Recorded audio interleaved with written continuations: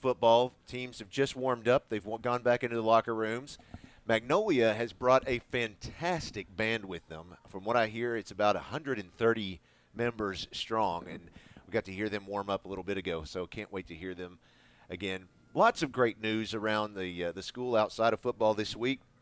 Looking to the second item here on the list that I've got is volleyball, and I was just lucky to find Savannah Jacoby hanging out in the press box, and I said, "Hey, Coach Savannah Jacoby, come over here and talk to me." And she was like, What?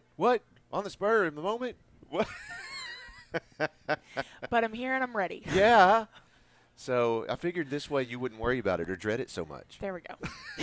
Well, I saw on one of our social media channels this week that you had some fantastic news. At least the volleyball team in general did. Yes, we definitely did. So talk us through that. So our season, of course, ended a couple of weeks ago. And we had our banquet on Wednesday when I was finally able to announce our all-conference and our all-state awards that was given. So we had 4 all-conference girls this year, Riley Smith and Maddie Beckemeyer, who are both sophomores, Megan Harrison, who's a senior, and then Riley Beckemeyer, who is a junior. So that was with our 4A Central Conference. And did you have anybody that was all-state? We did. So we had the privilege of getting 2 all-state players, and it's very rare that sophomores get voted in for all-state, but both of our all-state players were Riley Smith and Maddie Beckemeyer. Wow. Riley Smith was our libero, and then Maddie Beckemeyer was one of our middles this year. Wow. So that was definitely a great honor No kidding. for them, but also for our program as well. And it speaks volumes about them that as sophomores they were voted in by the coaches in our conference to be all-state. So that was great. That is fantastic.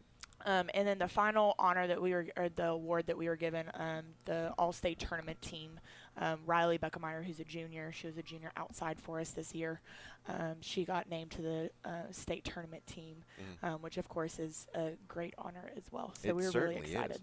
So in volleyball, I should probably know this, but is it sophomores, juniors, seniors, and freshmen are separate, or do all 4 classes play together?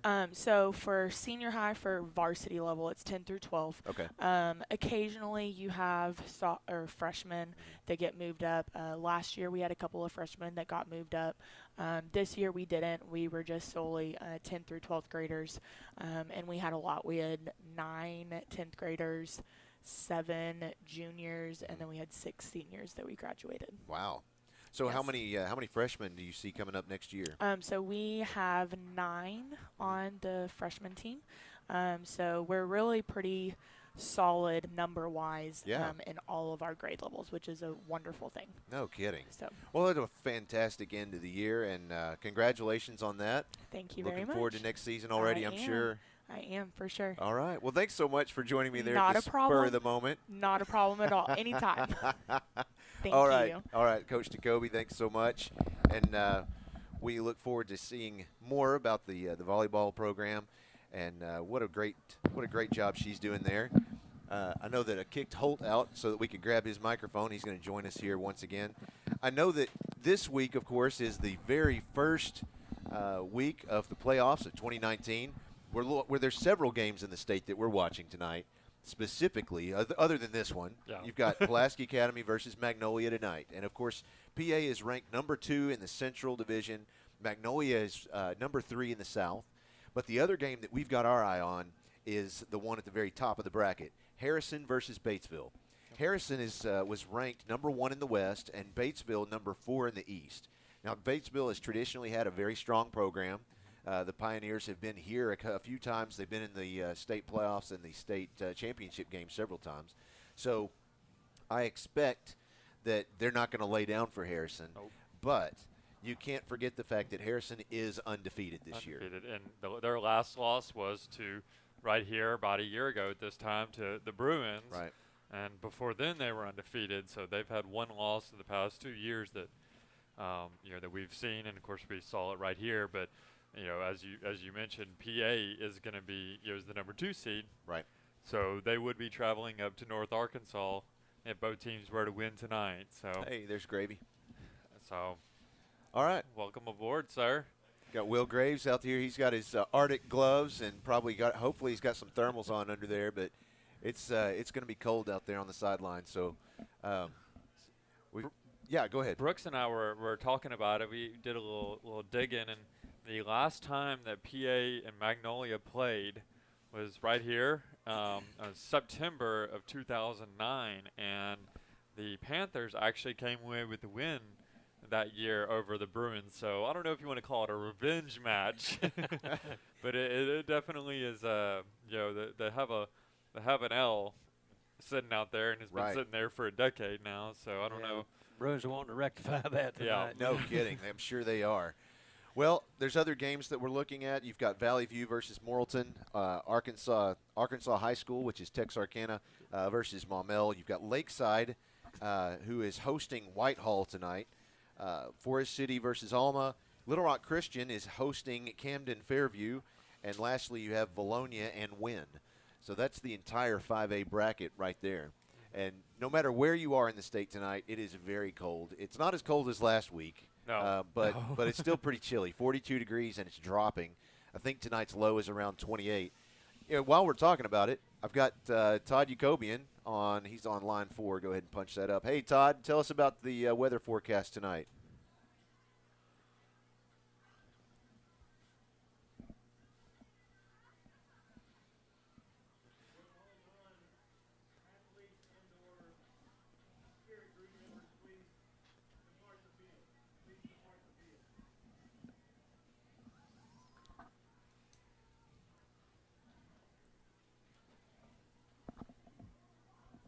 Yeah, it looks like let's let me get him back up there. It looks like he was muted. Yeah, let's unmute that one. The one with the yellow light. There you go. And then push that plug in at the top of that channel. There's two of them there. Only one's plugged in. No, the plugs. There you go. That's it. All right. Todd, say that one more time for me. This is Channel 7 meteorologist Todd Jacobian in the KATV Channel 7 Weather Center. It's going to be a cold night. No way of getting around that. No wind, no rain, no snow, though. Temperatures at kickoff in the mid and upper 40s, but by the time we head into halftime, around 40 degrees. And by the end of the game, probably in the mid and upper 30s with clear skies, and the wind will be calm. Have a great game. Good luck in the playoffs. Back to you, Josh. Thank you, sir. All right. Yeah, it's live TV, right? Right. We'll get there. All right. Well, thanks very much for that, Todd. Basically telling us what we knew already. It's going to be cold. Yep. And there's nothing you can do about that other than bundle up, maybe bring a propane heater with you or something.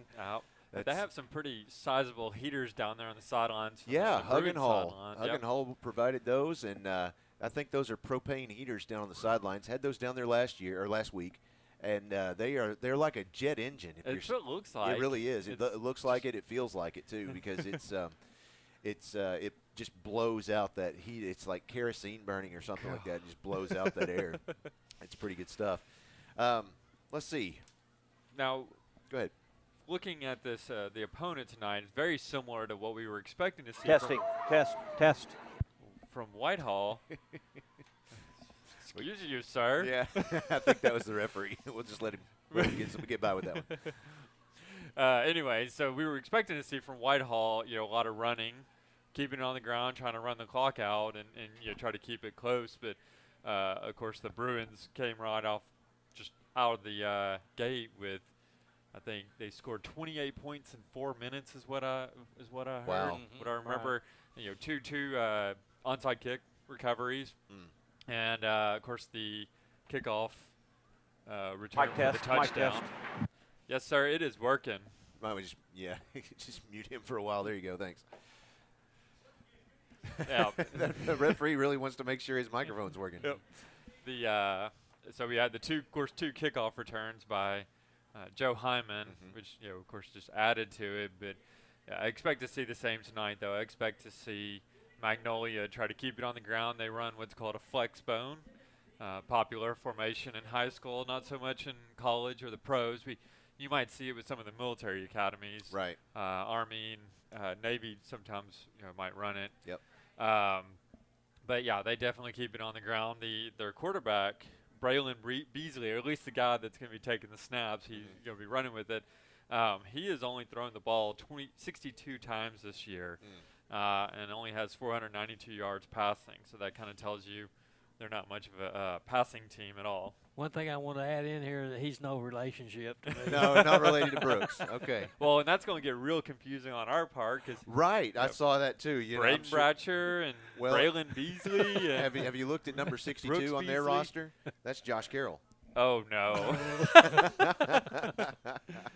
So, well, you mentioned Joe Hyman a moment ago, and so obviously we want to mention the fact that this week, as a sophomore, Joe Hyman was selected as the Little Rock Touchdown Club's Player of the Week.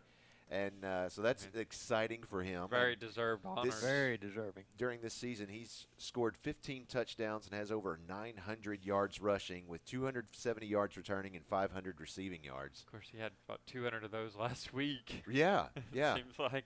It's just an incredible season that he's really having. And you know, hopefully he continues to stay healthy. He hasn't had any problems with that this year. So yeah, that'll be great if we can finish out the season with Joe. So speaking of the rushing, going back to Magnolia, they have 4 guys who will primarily, we'll see them get the ball. Of course, Beasley, and then we have number 9, Javoria Murphy, and number 26, James Smith, and number 17, Amir Cooper. Amir. They, you know, it just kind of speaks to how their offense runs, which is confuse the other side. Don't let them know who's going to end up with the ball coming out of the snap, and you know, just try to keep the defense on their toes and pick up the yards where you can. Yeah. So it looks like the Magnolia band across the way is. They are just huge. I think there's more people in that band than there are in the stands. But, of course, those fans are still coming in. And if they're smart, they're sitting out in their car soaking up that heat. Wait right up until kickoff. So I imagine that those stands will fill up. They told us that they were bringing in a couple of van loads of people. Yeah. And so that's why you'll notice that in the behind the end zone and on the far side of the field, there's some extra stands. Those actually came from our baseball field. Just yesterday. Wow. So our the PA maintenance staff went out there and picked those up, brought them in, and so they've been set out because they're expecting just so many people to come out and enjoy the game tonight. Well, you know, if you were smart and you weren't in your car, you can go hang out with the Grill Master down there. Well, this is very true. Just go hang out with Vince in the in the grill. Yeah, just sit right there, get those burgers nice. I keep forgetting to bring them a radio or something and set it up in the concession stand where they can at least hear what's going on in the game. Yeah, that would be. There shouldn't be too much of a delay. No, there's no delay at all on our radio, broadcast. Yeah, none at all. So it'd be perfectly live. That's you know, we have the opportunity to hear Will down there, and he's listening to us that way. Yeah. So anyway, looking back at Magnolia, like you said, they have that unique, somewhat unique. At least we haven't seen it yet this year. The that spread or the option. Flexbone. Yeah. Flexbone option. Yep. So, lots of folks from the media all around the state and other states are here tonight. We've got, of course, the crew from Overdrive, and they're here, or Overtime. From New York. They're down here again this week and continuing the season with the Bruins. Good to see them. I actually saw one of them there when the Bruins were walking in. I mean, this was about 4:30 this afternoon, and the Bruins were slowly trickling in down to the strength and conditioning center over there. And I didn't catch who it was, but one of the players had a camera just kind of following him in right alongside, just keeping track. All right, well, let's take a quick break. We're actually going to turn on the crowd mic, and we're going to go down to the field for the singing of the national anthem by Molly Kate Fuller.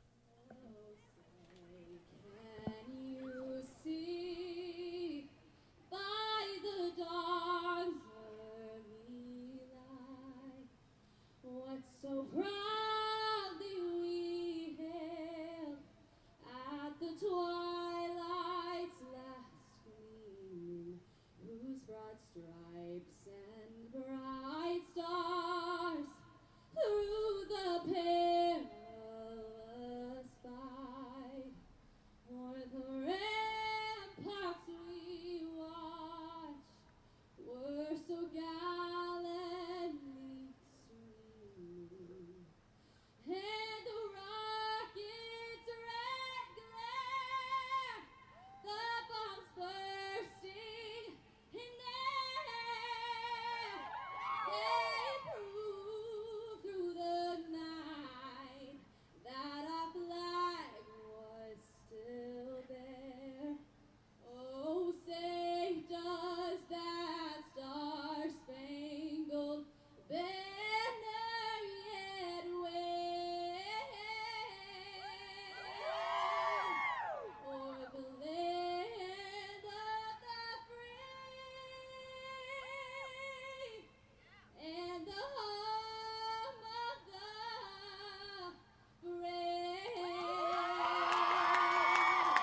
Miss Molly Kate Fuller.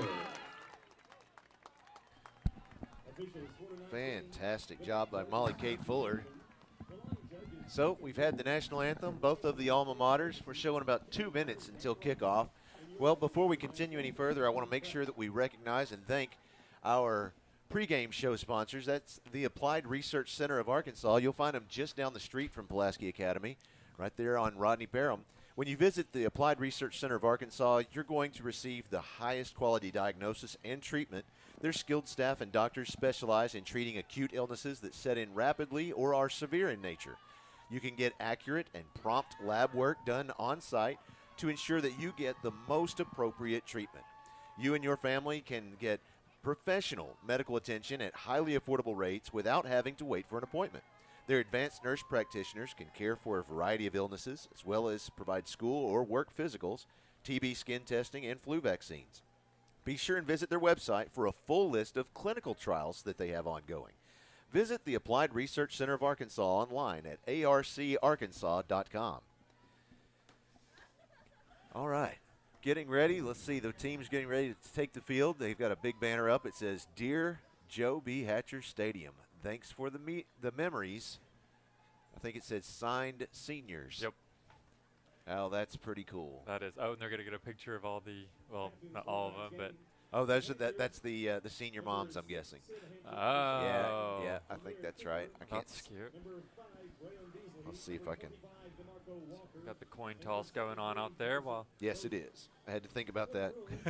Yeah, that's the senior moms out there. A lot of them are wearing their sons' letter jackets. That's cute. All right. So Ratcher and Cobb, Connell and Vaughn out there. Yeah, ready for the coin toss. There it is. Let's see who comes up with that.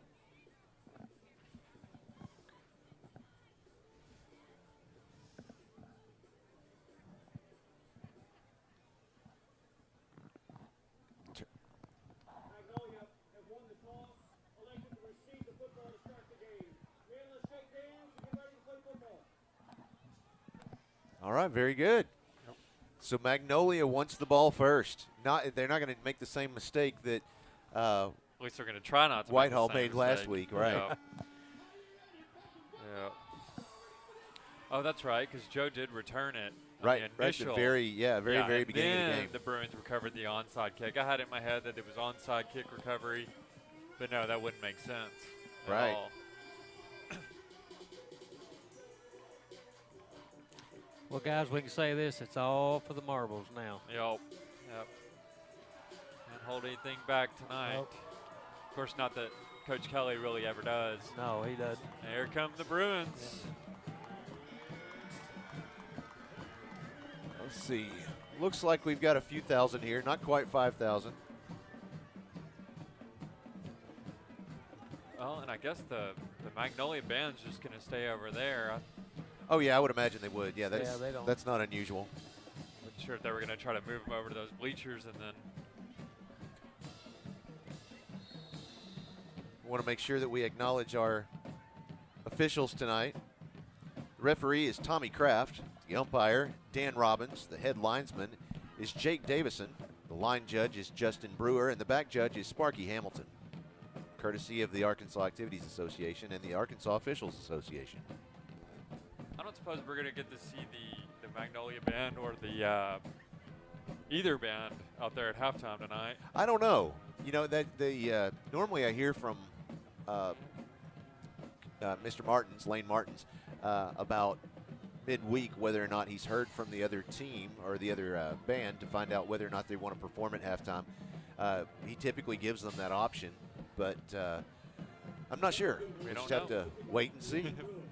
I know that during halftime, Matt Pulley's going to come up and talk to us. Oh, nice. So Savannah Goodwin is out there ready to kick off to the Panthers. She has the ball teed up traditionally. Well, we think she's going to kick it. Well, this is true. Now she's going to make a quick adjustment. And, of course, you're saying that because Clay James is out there as well. So we'll see who actually kicks it. There it is. Didn't take quite the hop that they wanted, but No. it was fielded by Gary and Curry, and he's brought down immediately at the 50-yard line. It'll be 1st and 10 for the Panthers. He bobbled it a little bit, and it looked like they might have a shot at it. But, yeah, he was brought down by Fudashinkawa, who was joined by Clay James on the tackle there.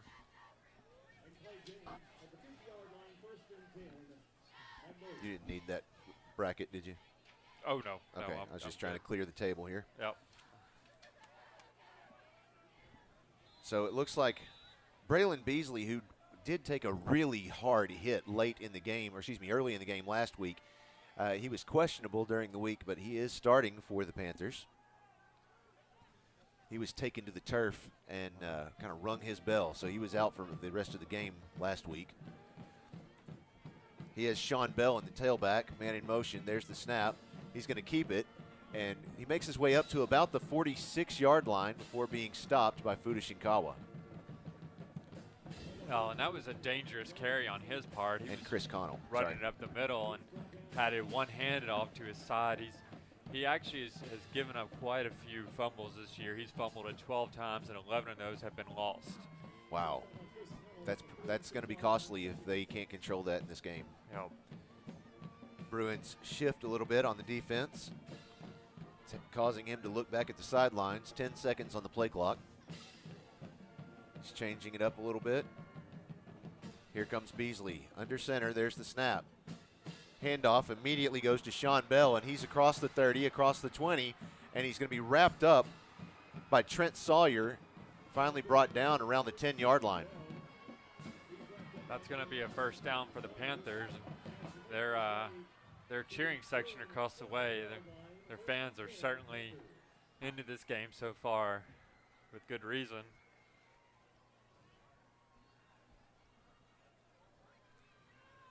All right, they're looking to the sideline still. 1st and 10 for the Panthers from the Bruins' 11-yard line. 10 minutes, 50 seconds on the clock, 10 seconds on the play clock. There's the snap. I believe that was Bell again up the middle. He did not get much. Well, no, it looks like they get about 4 or 5 yards. That's the way that these guys are going to play. They're going to grind it out and just play some smash mouth football. It was a gain of 4, so gain of 4. So 2nd down, 6 yards to go for the Panthers. That was Luke Witham on the tackle there.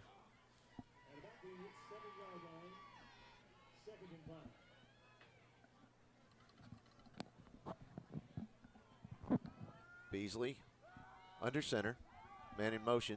There's the snap. Little pitch goes out to James Smith, and he runs around the right side of the field.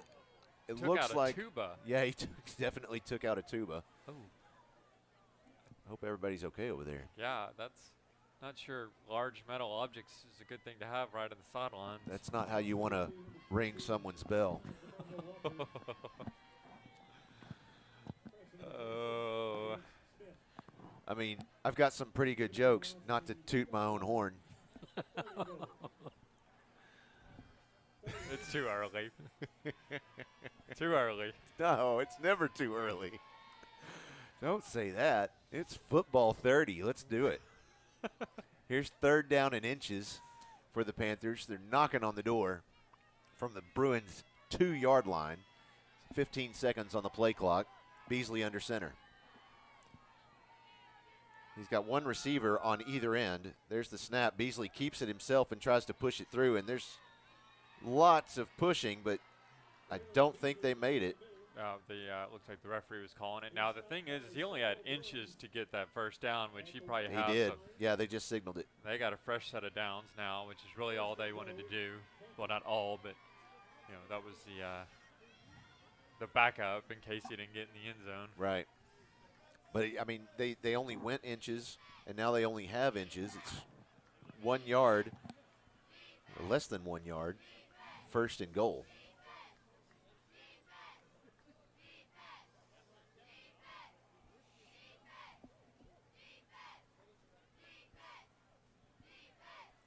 All right, now he's ready.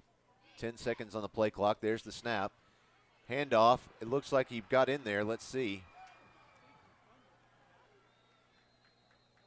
No, they're Oh, saying, they're saying there's a loose fumble. ball. The Bruins came up with it. They're saying there's a fumble. Let's see what the referee That's says. Clint Wilson saying that's our ball. And the referees are not sure. They're saying let's And stop they're the saying clock. Bruin Yeah, football. Bruin football from their own 1-yard line. Ruling on the field. The ball was fumbled prior to entering the end zone. Recovered by Pulaski Academy. First down. Wow. You know, that's not the place that you'd want to pick up a possession, but hey, we'll take it. Well, and I thought I'd seen the ball get loose when he was diving in. Yeah, He got stripped out. Well, we just talked about that. Now we have a flag on the field. I'm not sure who that's going to be against. I would imagine. Well. So I noticed Braylon Beasley is out there on defense as well. He actually has 38 tackles on the year for Goodness. For the Well, the I would Panthers. imagine. Let's find out what this flag is. After the play, sideline warning, Magnolia, first warning of the game. I had a feeling that's what it was because the coaches, it seems like the entire coaching staff took to the field after he announced what the result of that last play was. Yep. Well, and Beasley also has 4 interceptions on the year. He's definitely an athlete. So Bruins are going to have to be aware of where he is at all times. Both sides of the ball. Here's Braden Bratcher in his first drive of tonight's game. You have 3 receivers on the left side, 2 wide right. There's the snap. He's looking to the right side, passes out there, and it's, just almost caught by Mason Cobb. He was wrapped up as soon as his hands touched the ball. Yeah, it was good defense, and of course it was just out of his fingertips. I'm not even sure if Bratcher had intended him to be the target. It looked I'm like not there sure. were a couple of receivers out there, and I didn't see who it was on the far sideline or the near sideline, but That was Mason. It was Mason Cobb and Andrew Cobb. There's the snap. This time he's rolling out the right side, throws the pass, and it's in and out of the hands, once again, of Mason Cobb. Went right between his hands. yeah, and dangerous tip because Really is. it looked like there was a couple of defenders over there that could have gotten their hands on it. Robert Mack is out there doing an incredible job of breaking up that passing game, Yep. and he knows it.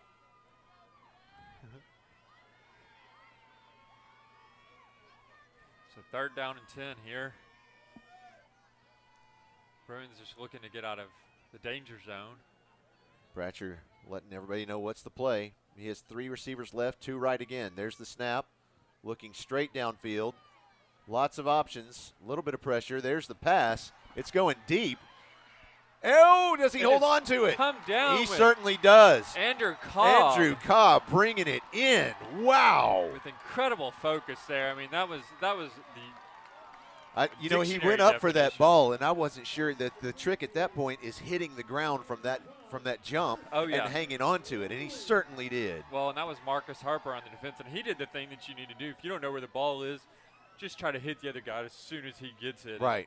That's what happened. There's the snap to Bratcher. Little shovel pass to Pfizer, and then that one goes back to Bratcher, and he passes it. It's complete to Andrew Cobb. He's forced out of bounds at about the 3-yard line by Robert Mack. We're going to have to find out the name of that formation. I'm not sure what it was because I don't know if you noticed the offensive linemen were not in a line. They were actually spread across the field. Right. And then it was, a pass to Pfizer, who passed to Bruffett, who then passed to Bratcher, who passed to Andrew Cobb. Well, actually, I guess laterals. Right. 3 laterals and then a Here's Bratcher in the shotgun. He has Joe Hyman in the tailback position. Little give to Hyman. He tries to make his way across, and there he is. He's in the end zone. I'm waiting for a signal. there. Well, I'm waiting for the signal still. I'm not seeing it. Touchdown. There it is. Wow, that is the slowest touchdown sign I've seen yet. All right. So we're going to call that a touchdown pass. We've got 8 minutes, 24 seconds remaining in the first quarter. Bratcher's looking over the middle. He's looking to his left. He's got time now. He doesn't. Evades one defender.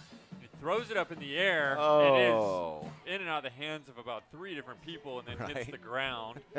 So that is an incomplete pass. And once again, we see the conversion Right. failing bug, if you will. You know, and that's something that they cannot do in this game. You've got to be able to convert those points, or else at least put the extra points on the board, because that's the kind of thing that wins these games that are going to end up being tight. It really is, yeah. And we've already seen what this Panther offense is capable of. Right. If they can keep a hold of the ball. Just a quick note here. There will be some giveaways from the Cupcake Factory tonight. Deke Gramps tells us that PA trivia questions will be asked throughout the game, so make sure that you stick around, you listen closely for those, and give us your thoughts on the game. You'll probably see the text line on the scoreboard. Is it down there? I can't see it, Christina. Somewhere down there, maybe. While you try to figure that out, I've got some stats from Brooks. That was a 5-play, 99.5-yard drive. Finished off by a 4-yard touchdown run by Joe Hyman. It took 47 seconds off the clock. Thank you, Brooks. Okay. Well, I think that's about the longest drive of the year. Yeah. I think you're right. Here's our text message line. If you have thoughts on the game, send them to us, 501-570-6464. Is that also where they're supposed to send in their answers? Yeah. So when we have a trivia question, there it is. There's the kick from Savannah Goodwin, and it is fielded immediately by Amir Cooper at the 45-yard line. See if we can get you some scores from around the state. Yeah. Get them a little early. Let's see. I should have that up too. Our Texarkana's leading Maumelle 7-0. Wins leading Valonia 6-0. Morrilton's leading Valley View 7-0. Wow. These are all in the first quarter. Obviously, Harrison's leading Batesville 7-0. And Little Rock Christian has put up a field goal to lead 3-0 over Camden Fairview. Here's Beasley under center. He has a single receiver on either end. There's the snap. He's going to keep it, and he's going to lose about 5 yards on that one after being sacked by, I think that was probably Fuda Shinkawa and Layden Smith. Yeah, well, and there was some miscommunication there because Beasley actually faked a pitch to no one because Amir Cooper was already over on the near sidelines by the time he was trying to pitch it. That was Richard Griffith on the tackle. Swallowed him up. Here's Beasley under center. Man in motion. The official does not like it. So that's a PI roofing penalty flag on the play. Prior to the snap, false start, 73, offense, 5-yard penalty, still second down.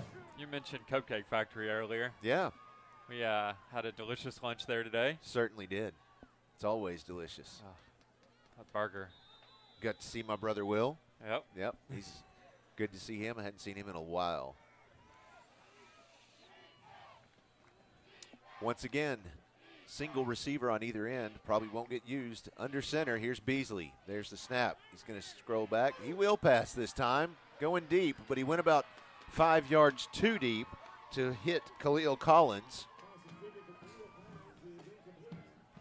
They'll try it again. It's third down and about 14 yards to go from the Panthers' own 41-yard line. 7 minutes, 27 seconds remaining in the game. That was Harrison Lane that was actually rushing the quarterback there and forced him into the errant throw. Well done, Harrison.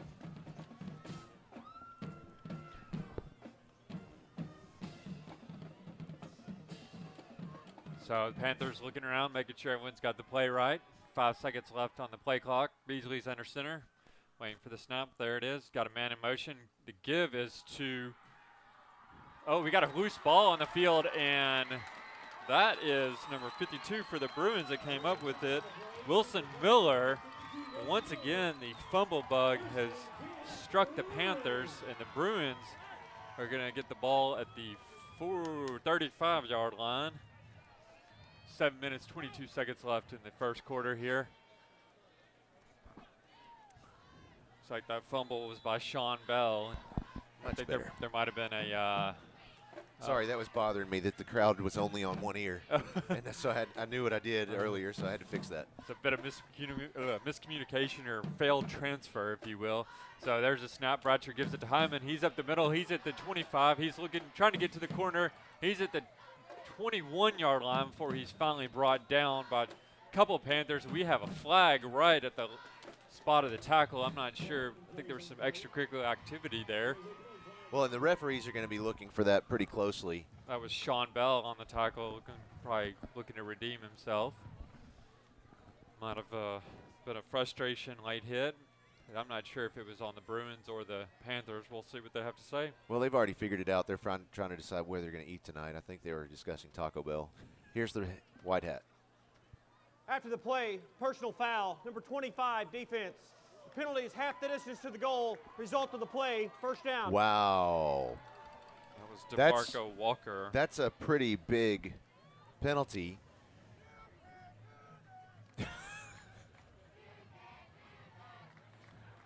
They're saying you can't do that. Well, they're right. 1st and 10 from the Panthers' 11-yard line. Hatcher in the shotgun. There's the snap, looking to pass. He's got some room. It looks like he's going to keep it. He's across the 10, across the 5, into the end zone. Let's see a signal. Show me a signal, please. I don't know. They're not celebrating quite yet. He was touchdown. Oh my goodness gracious. Could this guy take any longer to tell us it's a touchdown?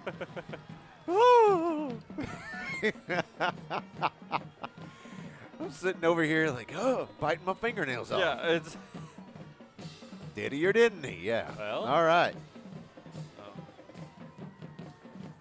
Hammond's out there waiting to see where he's supposed to go. Bratcher's waiting for the play. There's the snap to Bratcher. He's going to pass it immediately, and it gets knocked down. It was intended for, that was Bruffett, wasn't it? No, I'm sorry. That's Witcher, Jalen Witcher. And it got batted down before it even reached him. I didn't see who that was that batted it down, but he sniffed that play out real quick. He knew what Khalil Collins. Khalil Collins, yeah. I mean, he really did. He knew exactly what to expect there. So 7 minutes remaining in the game, and the Bruins lead this one 12-0. Got a text from my brother. He asked, how do I get some lunch in at Cupcake Factory? Well, yeah, how do you get some lunch? Well, here's what you do. You show up anytime Tuesday through Friday, because they're closed on Monday. I think that's right. Deke will tell me if I'm wrong. But, yeah, you just show up at the Cupcake Factory of West Little Rock. I recommend, though, going on Friday because they have the fried catfish. See, they've got the full lunch menu. And there's a lot of folks think that it's a blue plate special and that's all you get. No. They have a full lunch menu.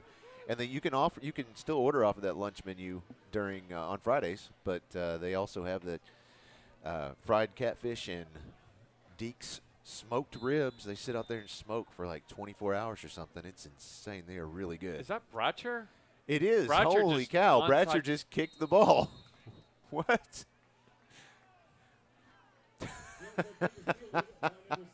I wonder if that was the play. If that was his senior play, maybe he wanted to kick the ball. Everybody else early for that. I don't know. I mean, it is just a kick. I mean, I shouldn't say it's just a kick. Oh gosh, I'm going to get some fan mail over that one. No, what I meant was, yeah, it was something he hadn't done before. Gotcha. And yeah. so for him, that's quite quite unique. Out of his element. Right. Yeah. For him, it's quite unique. And so, a lot of these seniors will like to take the ball and run it in for a touchdown or throw one in. We got motion on the offensive side, and looks like number 53 was 53 offense. Yeah, Nathan 5-yard Baker. penalty, still first down. Yeah, he agreed with you. Yeah, Amir Cooper's trying to give him instructions on what he did wrong.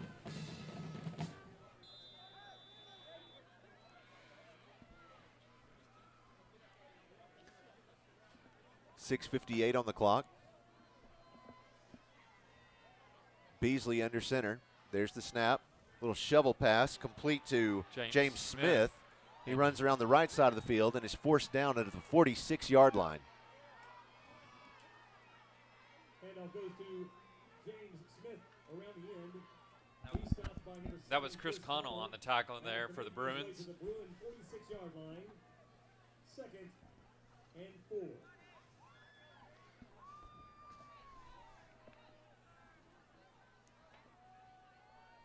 So here's 2nd down, 4 yards to go for the Panthers.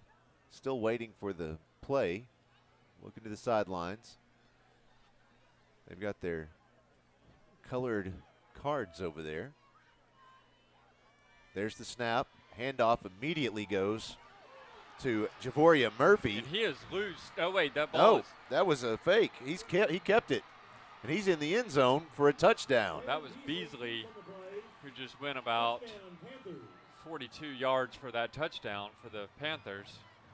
Again, we see why he's so dangerous.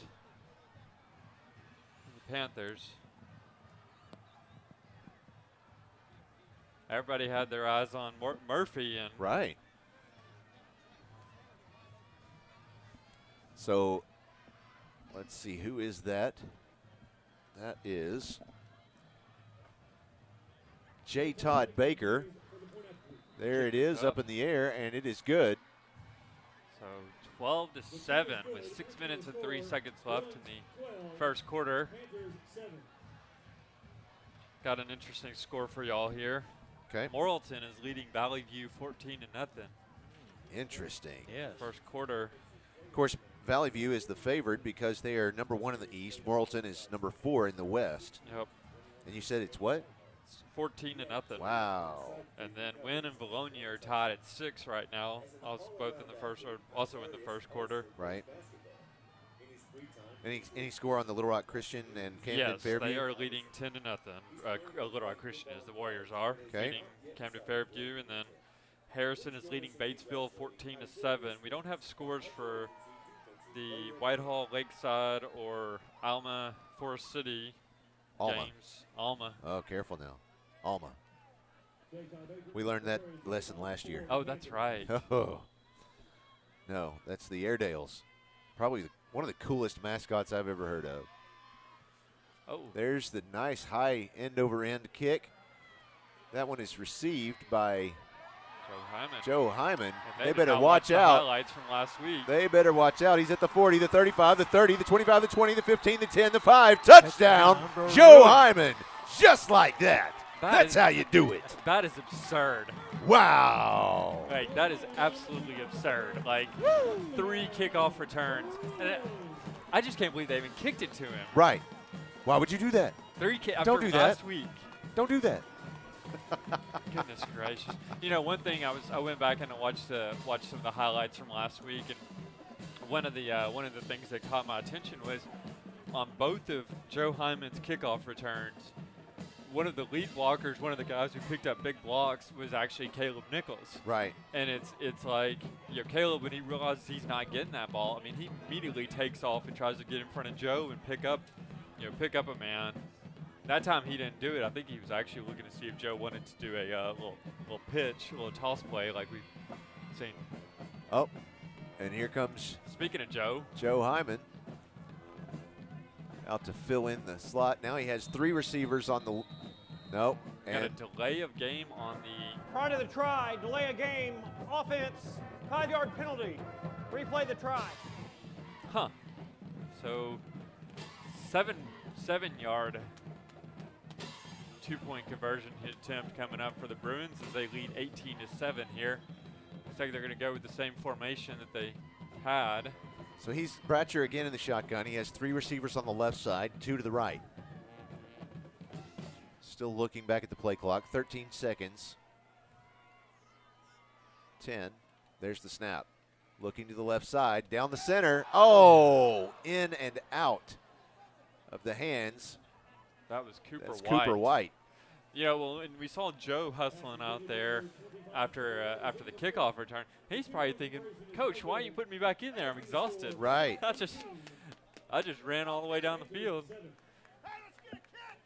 I'm looking for, it's interesting, I was looking through the record books here to see if I could find if there even is do they keep records for the number of, they don't? I don't, they might keep it for kickoff return yards. I don't think they keep it for kickoff touchdowns. Well, that's what I meant, yeah. Yeah. Well, that's too bad, they should. Yeah, well. Yeah, and then we get into the defense. Here's longest return.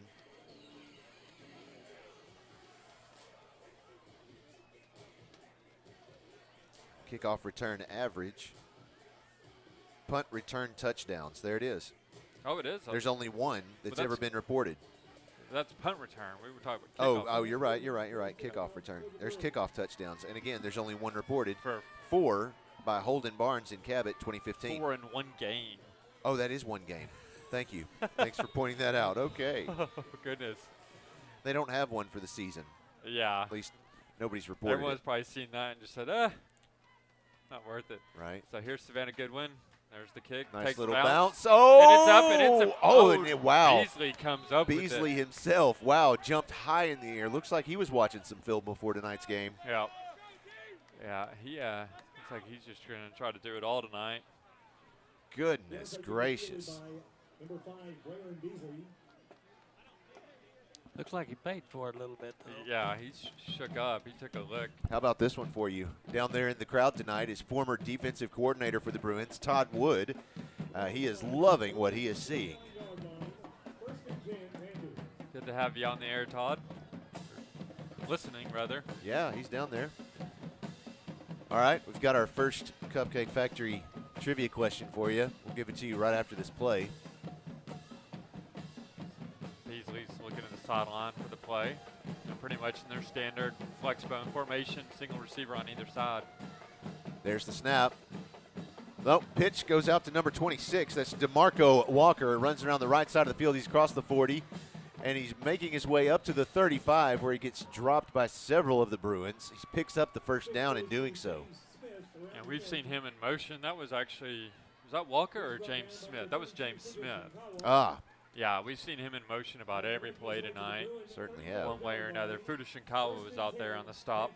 Well, here's your trivia question. For a free 6-pack of cupcakes from the Cupcake Factory of West Little Rock, this alum had a 99-yard touchdown run for the Razorbacks in 2009. Who was that? Send us your answer to 501-570-6464. Send us a text there. Once again, that's 501-570-6464. Ouch. He was looking to pitch it, and there was no one there to pitch it to. He took a hit for his troubles there.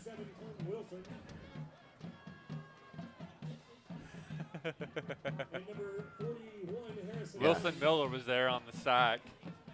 The second down and 12, only lost a couple yards there, and Matthew Hugg joined him on the sack. How did you say that town earlier? ALMA. How did you say it? I call it Alma. It is Alma. We got somebody. Let me know. It's not Alma. It's Alma. Okay, I thought I had it right. There's the give to number 33. That's Sean Bell. He goes straight up the middle, picks up about 6 yards, 5 yards before he's brought down by Chris Connell and a few other Bruins.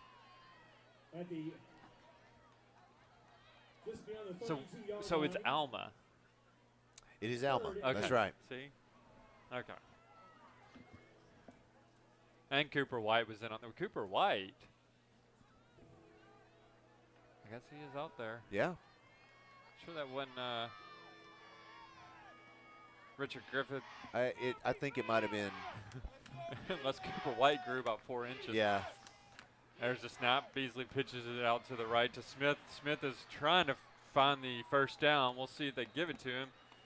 Looks like the referee's going to mark him about a yard shy, so the Panthers have an interesting. I don't think they have much of a dilemma, though. They're pretty much going to have to go for it here. I don't think they've attempted a field goal all year. Their kicker has a pretty decent rate. I can't remember the exact number, but he's only missed 1 point after try, but he has not attempted a field goal all year. That was Leighton Smith and Luke Witham on the tackle. So we got a flag as the might have been 68 on the offense. Prior to the snap, false start, number 2, offense. Number 2. 5-yard penalty, still 4th down. Well, our trivia question was, let me go back here, for a free 6-pack of cupcakes, this alum had a 99-yard touchdown run for the Razorbacks in 2009, and Casey Thomas comes in with the correct answer. That is Broderick Green. There were several of you that had the right answer, but he was the first one to it. So Casey Thomas, be sure to head over to the Cupcake Factory this week and pick up your free six-pack of cupcakes. Goodness gracious, and that was an impressive pass and catch there by Beasley to number 6. 8. Oh, was it? Number 18, Marcus Harper. Thank you. If I saw that right. Well, wait, that was Dwayne Thomas. Sure. Yep. I don't think he'd be throwing it to a junior fullback and strong safety on a 4th and 5. Just a hunch there. Right. Here's Beasley under center. Man in motion. Little shovel pass is complete to Amir Cooper. He runs around the left side. Let's see a signal, please. Not seeing anything. Hey, he was in the end zone. That's a touchdown. That's a touchdown. All right, here's an updated score from Little Rock Christian. The Warriors lead 10-7 over Camden Fairview. So Camden Fairview is fighting back. Yeah, Bruins are not the only ones that are having a go of it against an underdog tonight. The Morrilton's still leading 14-0, and Wynn is leading Bologna 14-13. Kick is up, and it is good. So the score is now 18-14. You know, this is where those missed 2-point conversions are really going to hurt you. Yes. You know, they could be up 22-14, have an 8-point lead instead of a 4-point lead. Now, as I pointed out, neither of these teams have really kicked field goals, but, you know, it could be the difference. You know, 3-point one way or another could be the difference tonight. So let's see if the Panthers learn their lesson about kicking it to Joe or not kicking it to Joe.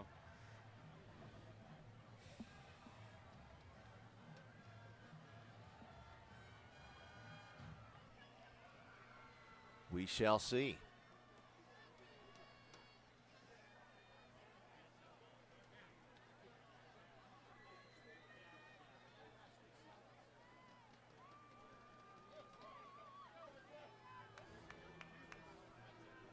J-Todd Baker prepares to kick off for the Panthers.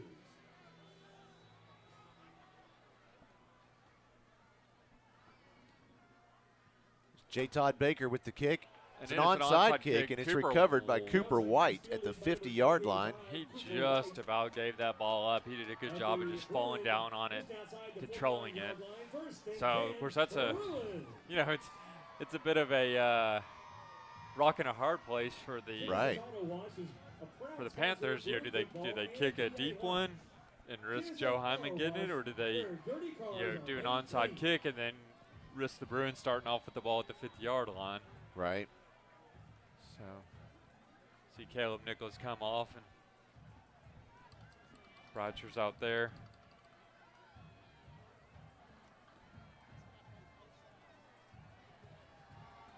He's got 4 to the right, 4 receivers to the right, 1 to the left. He's alone in the backfield, waiting for the snap. There it is. Fakes the pass to his right. He's looking deep, and he throws it deep to Cooper White, and he lays out, but he is unable to come up with it. It was just out of his reach. Good effort by Cooper White there to try to catch that ball. And, you know, Roger saw he had his man down there. Just couldn't quite put it where he could get it. So 2nd down and 10. The Bruins will try that again. Would not be surprised to see them throw a screen pass here after they just faked it on that last one. He's got trips to the right, 1 to the left. Caleb Nichols is directly to his right. He's looking to his right. He's got running room at the middle. There's a flag out there, though. He's at the 40, and he is brought down at the 38-yard, but I'm afraid that ball is going to be marching backwards as that flag was right at the line of scrimmage. Yep. Holding against the Bruins, yeah. That was Robert Mack on the tackle at the end of the play there. So the Bruins are going to be looking at 2nd down and 20 to go.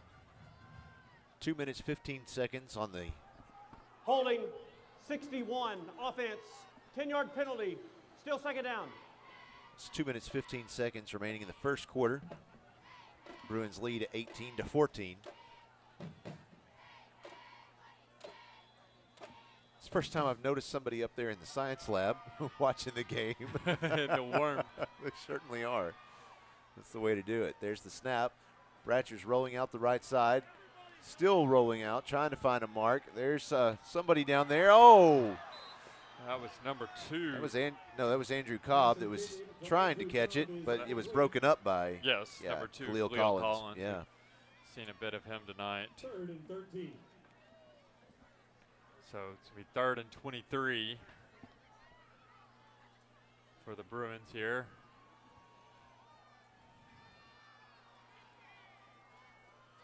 Freshman, 3rd and 23. It's the coaches upstairs are hammering nails into the roof or something. or learning to do an Irish jig. I'm not sure which. There's the snap to Bratcher. He's passing it straight downfield, and it's into the hands of Jaden Kelly. Jaden Kelly. Haven't heard him tonight yet, but he's going to pick up the first down for the Bruins. Makes quite the entrance there. Yeah. Onto the stat board, stat sheet. So they're going to place that ball at the 32-yard line. It'll be a 1st and 10 for the Bruins. 2:01 on the clock. And here I thought we might have a 4th down Cupcake Factory conversion attempt, but nope. Not quite.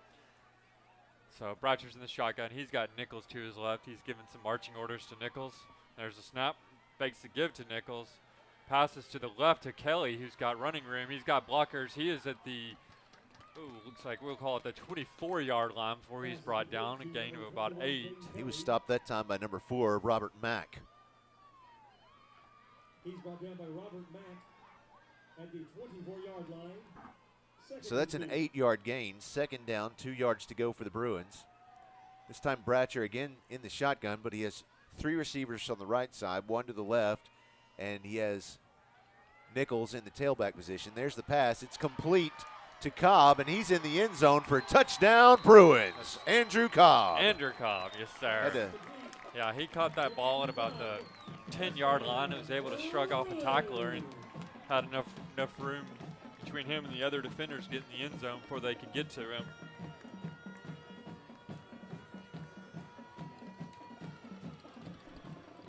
So the Bruins now lead 24-14, and they are still going to go for 2. They're going for 2. He's got 4 receivers right, 1 to the left.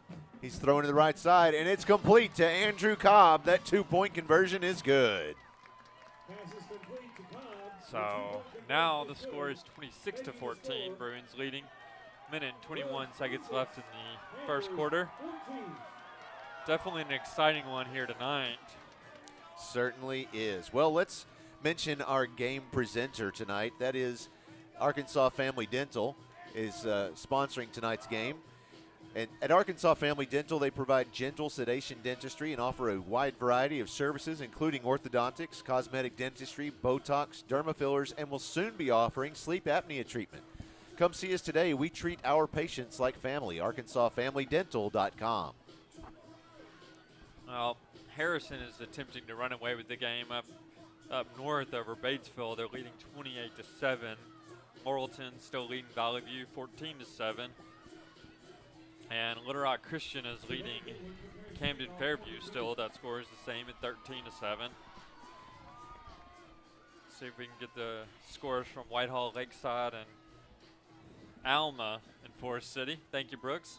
That was a 5-play, 63-yard drive, capped off by a 24-yard touchdown pass by Bratcher to Andrew Cobb. It took 1 minute and 12 seconds left. There is the kick, and it takes a spin, and it looks like the Panthers have come up with it.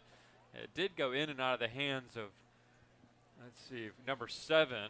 That was Dalen Blanchard, but he was able to fall on it before the Bruins could get to it. So they're going to start with the ball right at the 49-yard line in Bruin territory.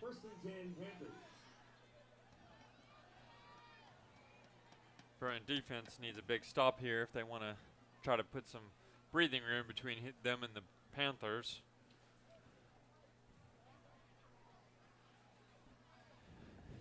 You know, Matthew Hugg, I'm looking at him.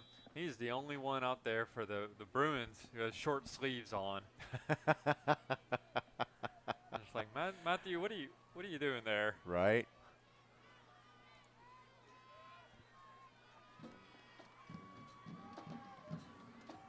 Man in motion. It's gonna keep. Is that a keeper? Or is that was a keeper. Yeah. Yep. Fuda figured it out and was able to stop him before he could get more than a couple of yards there. Nope, it looks like they're going to give him 3.5 yards, 2.5 yards rather. So looking at second down, and we'll call it 8.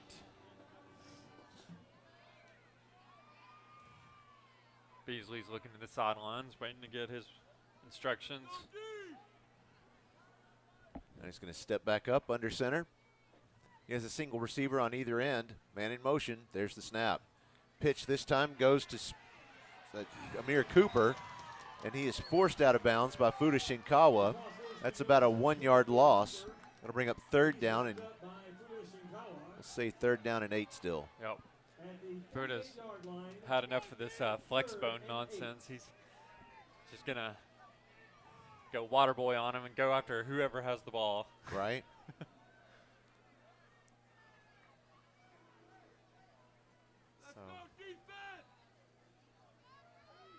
Looks like they actually lost a yard there, saying 3rd and 9. That's what the marker's saying out there. 33 seconds left in the first quarter. There's the snap. He's going to roll way out. There's a pass, and it is not caught. It was intended for, no, that was intended for number 6, Sid Hampton. Now, that was something I don't think I've ever seen before. I think that was Trent Sawyer, and I don't know if you ever watched hockey, but sometimes the goalies, when they're trying to block a low shot, right, they'll try to slide on their knees.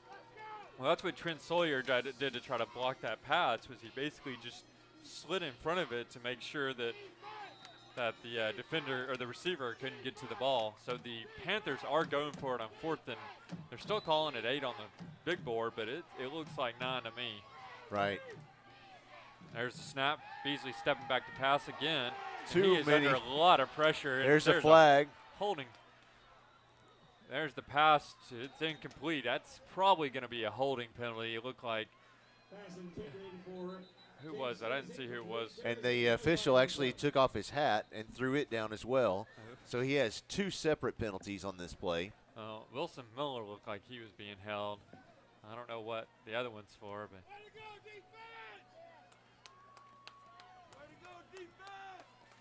We'll see what they have to say.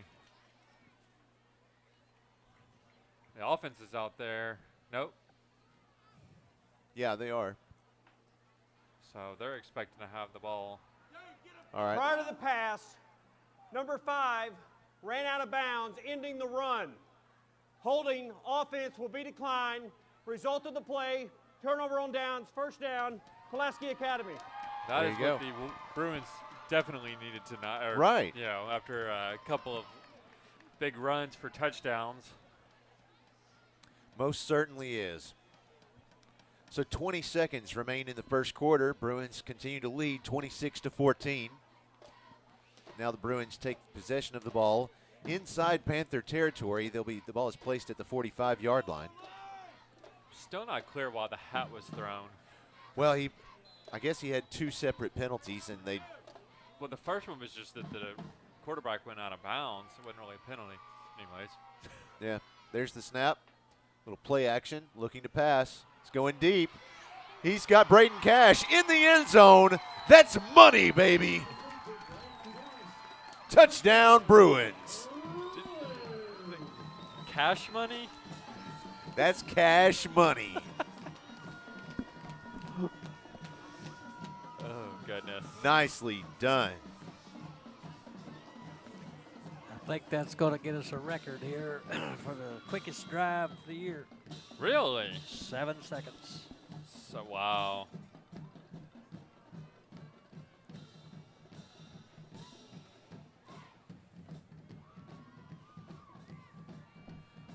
All right. So the Bruins lead 32-14 with 13 seconds. Looks like Bruffett is out. Actually, he is out there, but Bratcher is too, now that I see it. And there's a flag. Delay a game. Offense. 5-yard penalty. Replay the try. Interesting. Very good. We'll go ahead and replay that try. Oh, no, that's me. Yeah, I know. I heard the sound that we've been chasing. I think that might have been it. Okay. Anyway. There's the snap. Bruffett is Bruffett rolling out. receives it. He has had Ratcher. Oh, that is in the end zone. I didn't see who caught that.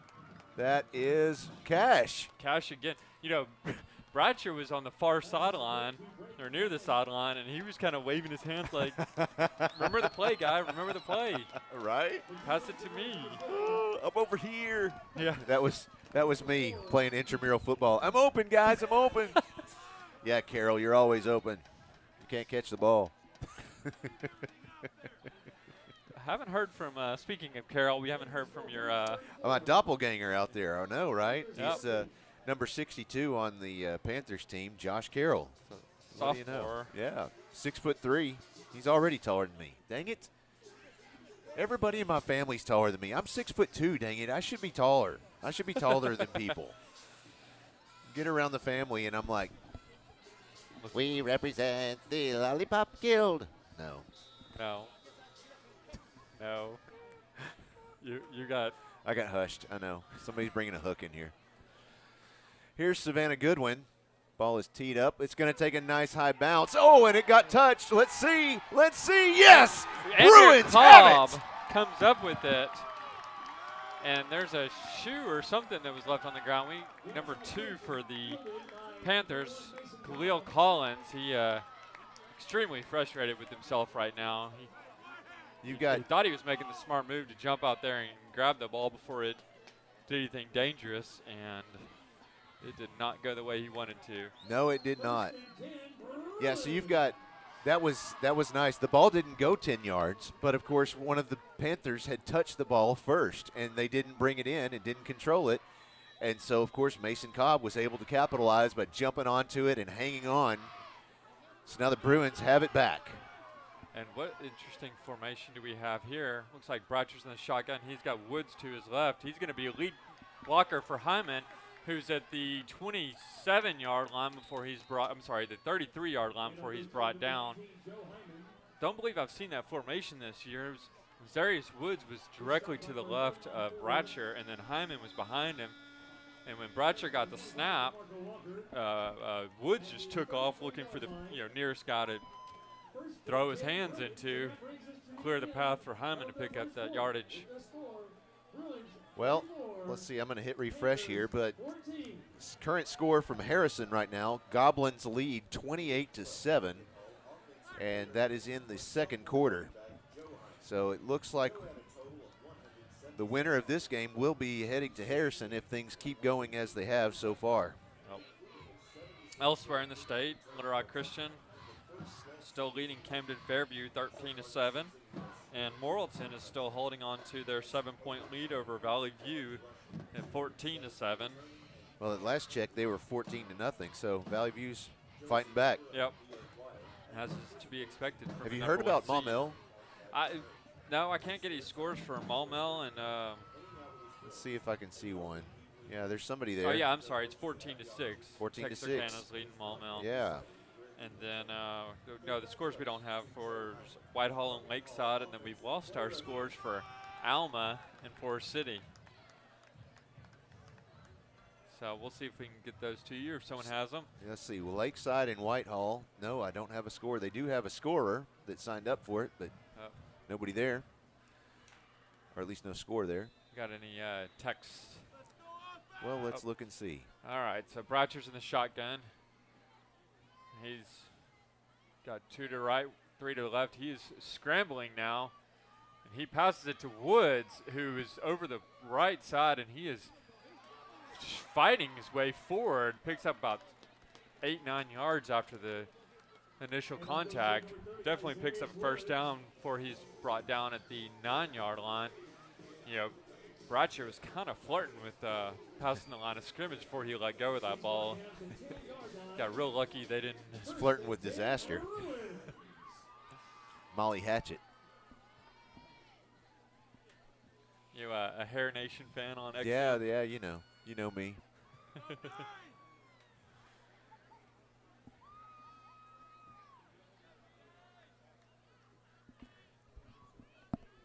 There's the snap. It's going to roll out to the right side, looking to pass. Pass is out there. Oh, and it was just out of, is that Joe Hyman? That was Joe Hyman. Yeah, just out of his hands. Yeah, he was overthrown a little bit, but, I mean, he should have come up with that ball.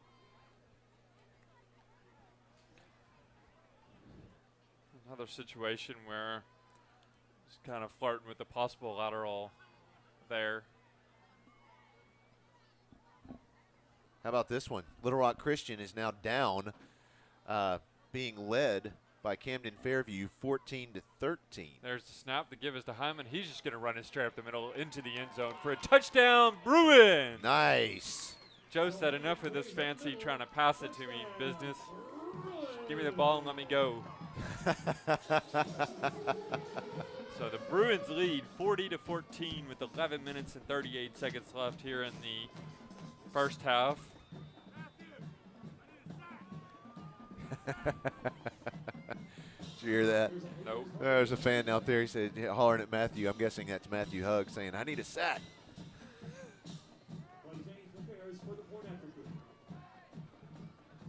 Got another Cupcake Factory trivia question coming up for you in just a second. There's the extra point attempt. They did not go for the 2-point conversion. It's up and it's good from Clay James' foot. So the score is now 41-14. So let's take a look at that Cupcake Factory trivia question. Once again, here's our text line. Go ahead and save it in your phone as PA Live. But that text message line is 501-570-6464. So here's the question. This teacher is commonly referred to by her 4-letter nickname and is in the University of Kansas Hall of Fame. I think Holt is stumped on that one. I know who it is. I think I do. I'm just going to make sure here.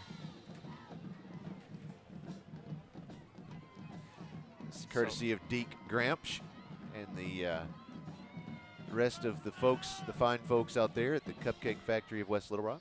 Maumelle has tied it 14-14 at Texarkana. Oh, that's an interesting one. Yep. Bologna's leading win 21-17. Okay, so they're going to do a drop kick here. Savannah Goodwin is going to drop kick it. Let's watch this. All right. This is going to be little rugby style kick. Very fascinating. Yeah. There it is. There it is. It looks like a good one. Yeah, and it was received quickly by Khalil Collins. Yeah, looking to redeem himself there after the botched recovery attempt in the last one. Yeah, I mean, that's pretty much what you want to see out of that type of kick, but... Oh, no, I was wrong. My guess was wrong. Oh. Don't. I was going to say, yeah, we're so used to seeing things and just read it. Yeah. Careful now. All right, so one more time. I haven't heard anybody try on this one yet. This teacher is commonly referred to by her 4-letter nickname and is in the University of Kansas Hall of Fame. I did not know that. That is fascinating. There's the snap. Flag on the play prior to the snap. Let's go to the field. Bruins. Prior to the snap, full start, 23, offense, 5-yard penalty, first down. The Bruins had a full line shift right before the snap, and I think it threw the Panther offensive line off because they saw all that motion. They're thinking, okay, it's go time. Wonder if that was intentional. I'm pretty sure it was. Pretty sure it was. Well, I have the correct answer from Virginia Weaver. Let's share that with you in just a moment.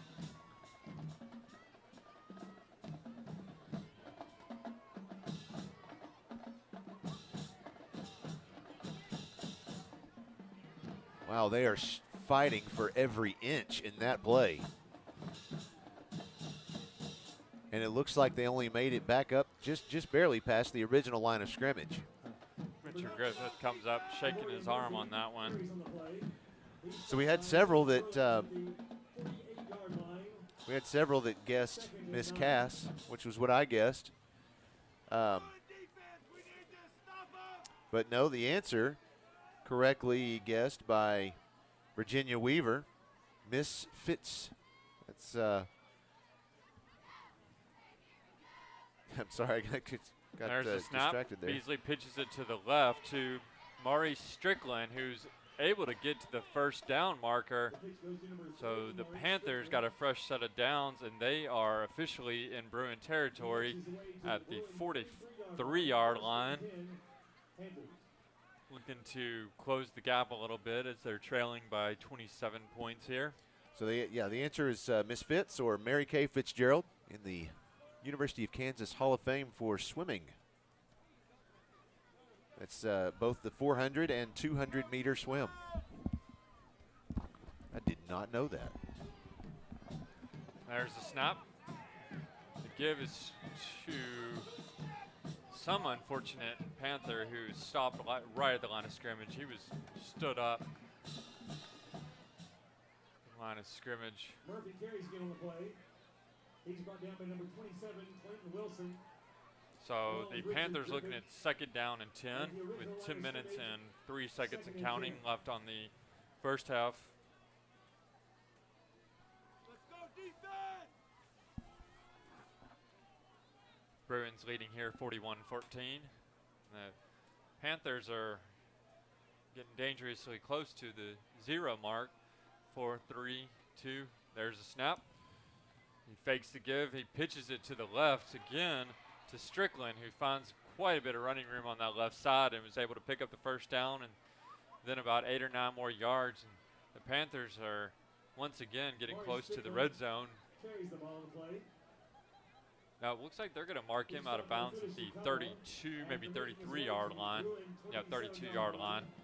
First and 10, Panthers. So with 9 minutes, 34 seconds left in the first half. Bruins leading 41-14. Beasley's looking to the sidelines for the play.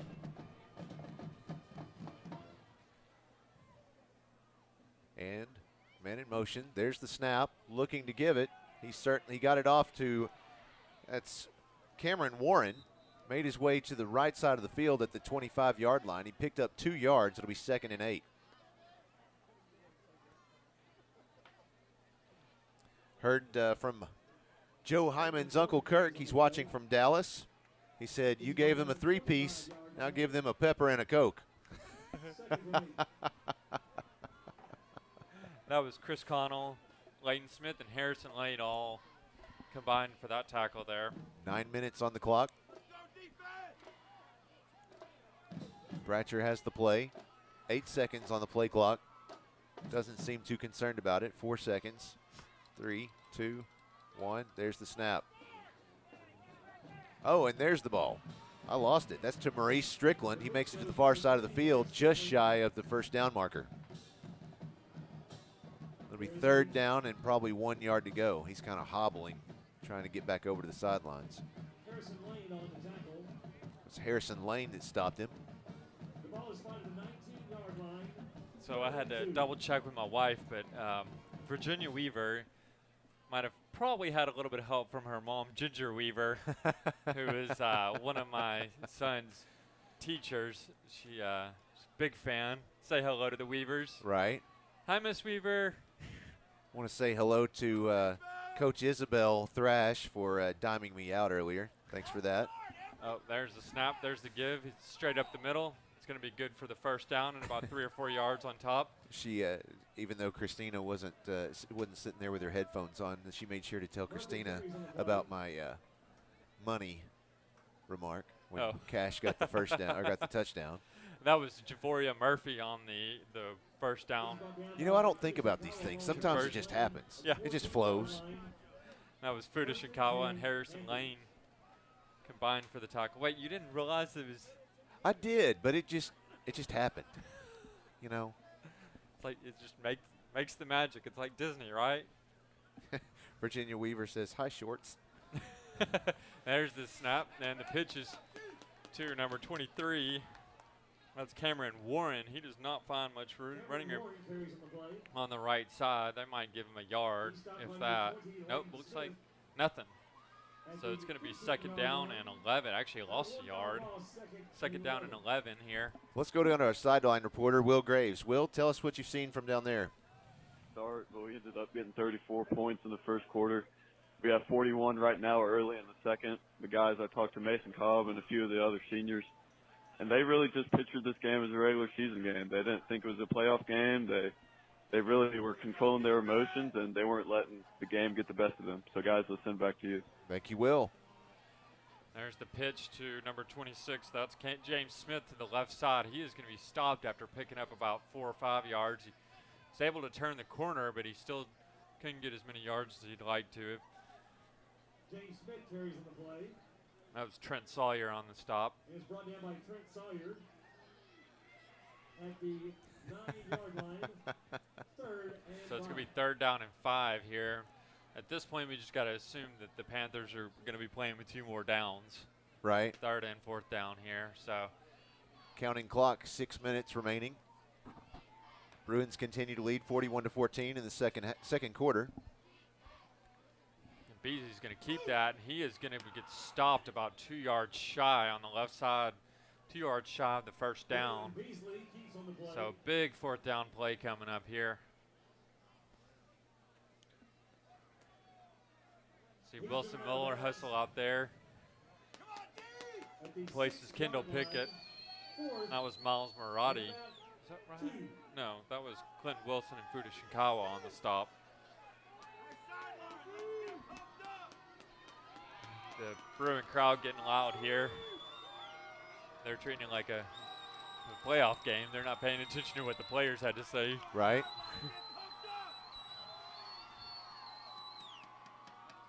He's going to attempt it up the middle, and he is up the middle and into the end zone for a touchdown. Once Goodness. again, I lost track of the ball there. Number 9, Javoria Murphy carries up the middle. Touchdown, Panthers. Let's see who that was. Was that a keeper? No, I believe that was Amir Cooper, number 17, who was able to find his way to the end zone. So a big 4th down conversion by the Panthers there. Decided to just go ahead and punch it in the end zone as well. Looks like they're going to attempt the extra point. Kick is up, and it is good. We see Fuda Shinkawa launch himself with the attempted block and does not get lucky this time. I'm telling you, Max Preps is struggling again this week. It's playoff time. Yeah. They're riding the struggle bus. All aboard. Speaking of all aboard, did you see that? Oh, the big train. Yeah, that big train came through. That steam engine came through Little Rock. It was on display in North Little Rock for a little while. I'm not sure if it's still there or I not. think it's still there. Yeah. Yeah, I saw it 2 or 3 years ago, I think. I've seen. I've only seen it in videos, but it's pretty cool. How big a boy is it? It's a big boy. Big. How big a boy are you? Bird. So let's see what the first time we saw the Panthers kickoff with Joe Hyman returning for a touchdown. Then the most time after that, they actually did an onside kick. Looks like number 52 is going to onside kick it. That is. Yeah, he has it on the ground, but leaning up against the tee. Jacob Ron Zachary? Jacameron. Jacameron Zachary. Yeah, Jacameron. There's the kick. Nice. Oh, yeah, nicely done. Cooper White. Nicely done, Cooper White. Snagged it off the bounce in the air and just went straight to the ground. Took a Good job. little bit of a late hit, but no after activity. You know, after last night, that the drama, the Browns-Steelers game, players going to be on their best behavior. I'm not sure if y'all saw that. There was a Browns player who took his helmet off and decided to take a swing at someone. Yes, that's all they wanted to talk about on sports radio today. Yeah, hit the quarterback for the Steelers in the side of the head. Yeah, there's going to be 3 different players probably that at least get some type of repercussions from that. Here's Bratcher in the shotgun. He has 4 receivers on the left side. There's this pass. It's complete to Nichols. He's across the 40, the 35, the 30, and brought down at about the 29-yard line. Oh, we got some, speaking of And there's extracurricular activity. Yeah, there's a flag comes in after the play. That was Witcher got tangled up with. I didn't see who that was for the Panthers. We have a man down for the Panthers. I think it was 5. Yeah, there's a he's face down, and Beasley was he was there on the tackle. Unfortunately, that is not something you want to see. for the Panthers. Yeah, you said he got shook up last week. You hate to. Let's go to the field. Oh, I thought he was getting ready to talk. Yeah, you hate to see Changed his mind. a follow-up to that injury. Right. Well, if anyone knows any scores, we can't seem to get Max Preps working, so if y'all have the inside scoop. Oh, there we go. All right. That was Sean Bell shaking up on the play. Oh, okay, so it was not. I thought it was Beasley. Okay, so it was Bell that was shaking up. Yeah. But he is walking off on his own power. I think he just, I mean, no, yeah, he took a lick. there you go. Yeah. It was too, that one was too easy. Yeah. I couldn't say it. Personal foul, Yeah. 15, offense, 15 yards from the spot of the foul. It's still first down. Okay, so that penalty goes against the Bruins. Looks like that was Witcher. It was. I just took my headphones off when he was saying it. What did he say? It was a personal foul on Witcher. Ouch. 15-yard penalty. So basically, just undid all of Right. Caleb Nichols' work. That'll be first down and 8. Oh, now they'll move the marker at 7. Yep. So 1st and 7 from the 50-yard line. Talking to the coaches there. 4 receivers on the left side, 1 to the right. He has the snap. The pass is out there, and it went. And There's a flag. Yeah, that's a good flag, that too. was an impressive throw. It was an impressive throw, but that was intended. The pass was intended for Jaden Kelly, but he was thrown to the ground long before he had possession of the ball or even sight of the ball. There's actually 2 flags on the play. One in the line of scrimmage. Yeah, let's see. He's going to talk it over with this guy. Yeah, I don't know about Taco Bell. It kind of gave me a hurt tummy last week. Let's try something else instead. I can sympathize, buddy. All right, now let's go to the field. We have 2 fouls on the play, both by the defense. Hands to the face, number 25. That penalty is declined. Can't do that. Pass interference, defense. That penalty will be accepted. 15 yards from the previous spot. The result is a first down. Yeah. So just going back and forth with the penalties here. Bruins gonna take up some of the yardage they lost on that personal foul or take it all back. Got some scores for you. Maumelle and Texarkana are tied at 14 at halftime. Bologna's leading 28-17 over Wynn at halftime. Morrilton's still on top of Valley View. That's at halftime, 14-7. So Bratcher's in the shotgun by himself. He's got 4 to his left, 1 to his right. And he's got some running room, and he's gonna make the smart call and take off down the sideline. Whoa! Oh, and he takes a hit. It was a low hit.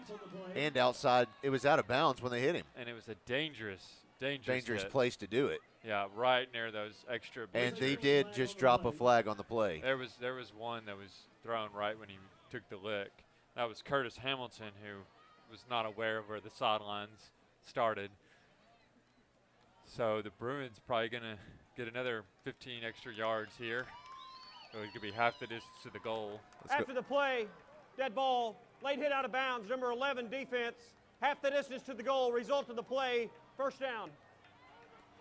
So Bruffett's going to run out there and replace Bratcher. You got to get Bratcher, have a look at him, make sure he's okay. You know, don't want to repeat of last year. Right, not at all. In the championship game. So sure, some folks have having a little bit of flashbacks there. Right. So now in Harrison, the Goblins lead 35-7 over Batesville. And no, I'm not running. Oh, yeah, I guess I am running that. It wouldn't work a minute ago. That's why I couldn't get it right. So Bruffett's in the shotgun. He's saying, hold up. He's got 4 to his left, 1 to his right. He's looking to his left. And the pass is caught by Dylan Allison in the end zone. Wow. Touchdown Bruins. That was some impressive concentration by Dylan Allison to kind of reach up and snag that ball out of the air. I'd like to see Bruffett get that confidence there. As we see Marati, Cash, and Jaden Kelly come off. Woods and it's like Allison and Allison came back on. Oh, they're gonna for the extra point here. 47-21 here in the second quarter. Bruins leading with 4 minutes and 28 seconds left. Here's Clay James with the point after attempt. It's up and it's good. So call it 48-21. There's about 4.5 minutes remaining in the first half. Speaking of halftime, do we want to talk about what's coming up at halftime? Well, at halftime, they're going to put about 15 minutes on the clock. We're going to watch it go down. No, that's not what you mean. You mean we're going to be joined by Matt Pulley. Tell us about some of the stuff they've got going on. No, he's not. He's really messing with me back here. Oh, my goodness. Giving me the no, I'm not. Yeah, he is, too. Anyway, that knucklehead's going to sit down and tell us about the cool stuff they've got going on in the front office. Smart man to pick the cooler night to do it. Get up in the booth. Oh, yeah, absolutely, yeah. Why do you think he was here 15 minutes ago? So that play, that drive was a 4-play, 53-yard drive. And it was capped off by a 9-yard touchdown pass by Bruffett to Dylan Allison. It only took 33 seconds off? Wow.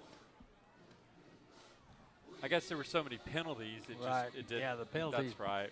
Seemed like it was a lot longer. There's the kick by Goodwin, and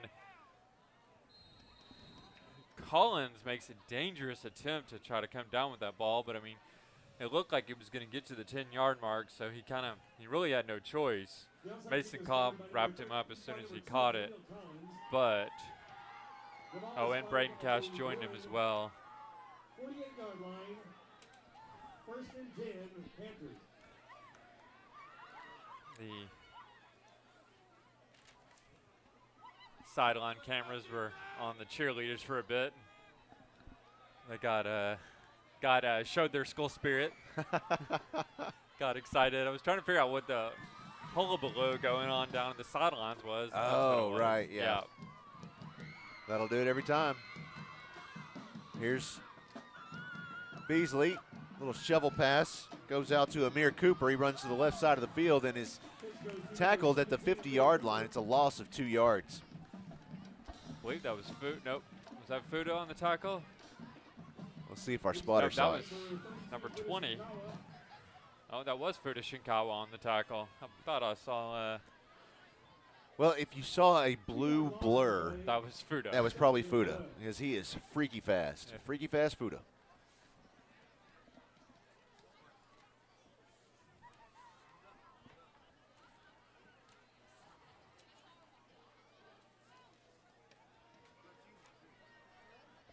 There's the snap.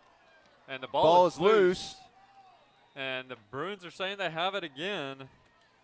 Let's see. Yep. Yeah. Who came up with Bruins that ball? have it. Let's see who's getting all the accolades over here so we can figure out who came up with that ball. I didn't see it. We do not know. See, John Gorman is over here furiously working on it. He can't see it. No, can't see it. That's too bad. I got nothing. I got nothing. Oh, Popeye thinks it's 40. 4-0. That'll be Leighton Smith. That could be, yeah. I thought I saw him pretty close to the action at the end of the play. Luke Witham, not Leighton Smith. Oh, yeah, Luke Witham. I had my 20s and my 40s mixed up. Sure. Yeah, math. Stephanie Brock tells us score from Little Rock Christian 16 and Camden Fairview 14 at half. Bratcher is back out there, and he is going to take another lick on the sidelines. There, not before he got the first down, but man, oh man, that is getting dangerous over there. He's up and he's healthy. He's fine. He's saying, Coach, give me the next play. Let's not worry about that. We'll wait for the chains to move. Referees are going to. I think there was somebody else that was hit over there. Oh. That got hit on the sidelines.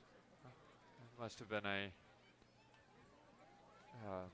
Panther player or Panther staff person. Yeah, I'm not sure. That or else one of the players was getting just chewed on by one of the coaches. No. And they all Dead ball, late hit out of bounds, number 25 defense, 15-yard penalty, first down.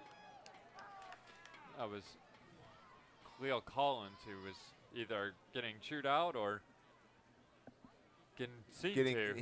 He was getting some verbal motivation. There you go. Encouragement. Yeah. So the Bruins getting helped out quite a bit by the penalties here, as we see the band for the Panthers coming out in their full regalia. That was exactly the word I was about to use. That's probably the first time in my life I've ever used that word. That's because he's been doing this with me for almost 2 years now. We have a Somebody just knocked our wire loose from up high. Oh, there's the pass to the left to Cobb. There's a flag down right where he caught it, but he is still fighting his way forward. He's going to be taken out right at the 5-yard line, but I'm afraid that's going to be coming marching back, as he had a couple of receivers who were helping him get loose. There's a PI roofing penalty flag on the play. Sitting at the 20-yard line. So we'll see which way, see if confirm our suspicions here. Yep, they're saying let's go back the other way. Let's go down to the field for Tommy Kraft, our referee. Ineligible lineman downfield, number 21 offense, covered up as an inside receiver. 5-yard penalty from the previous spot, still first down.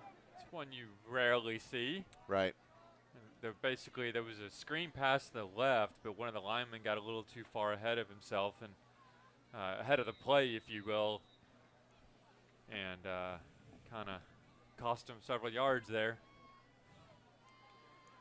So the Bruins now sitting at 1st and 15. There's Bratcher in the shotgun. He has 3 receivers on the left side, 1 to the far right. He has Nichols in the tailback position. There's the snap. He's got a pass out there, and the man that was supposed to receive it didn't even know it was coming. Intercepted. Bratcher makes the tackle himself at the 49-yard line, but there was clearly some miscommunication on the part of the Bruins there. That was intercepted by Robert Mack. And, I mean, he looked like he was the intended receiver. It really did. It looked like the one that was receiving it thought that he was supposed to be on a go route instead of a curl. Yeah. Looked like he was supposed to turn left and catch that one after about 15 yards. Yeah.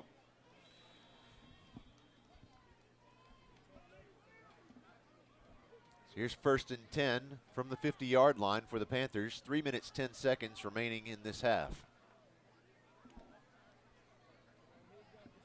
Just ignore that sideline marker. It still says 2nd, but that's okay. Man in motion. There's the snap. He's looking to pass. Lots of pressure, and he's sacked in the backfield for a big loss. Pickett out there. That's a 15-yard loss for the Panthers. Well done by Kendall Pickett and Richard Griffith out there helping him out. I'm sorry, Matthew Hugg. I thought it was 16. I am not seeing my numbers well tonight. Well, you need a new prescription. Yeah. You know, it's that time of year. Gotta go use up that HSA card, right? What was I thinking? Goodness gracious, that was Matthew Hugg and Richard Griffith on the tackle. Why do you think I'm always looking through these binoculars? Because you're smart. Well, it's not because I want to look cool. I mean, they do accomplish that goal, but it's a secondary goal. I know I can see Christina staring at the side of my head. Magnolia, first charge, timeout. He's just trying to make me feel better, Christina. It's like if I talk enough, they'll forget that. Right. My what am I? Co-host? Co-host. Yeah. Co-anchor. We don't have any anchors. We're definitely floating freely out here. Right. All right. How about this one? For the very last 6-pack of cupcakes for tonight from the Cupcake Factory of West Little Rock, what PA sport has won the most state championships? What PA sport has won the most state championships?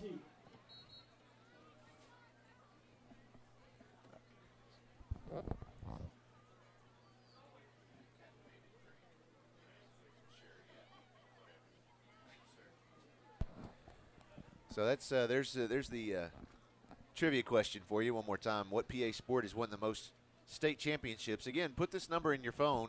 This is our text message line. Just put it in there as PA Live. It's 501-570-6464.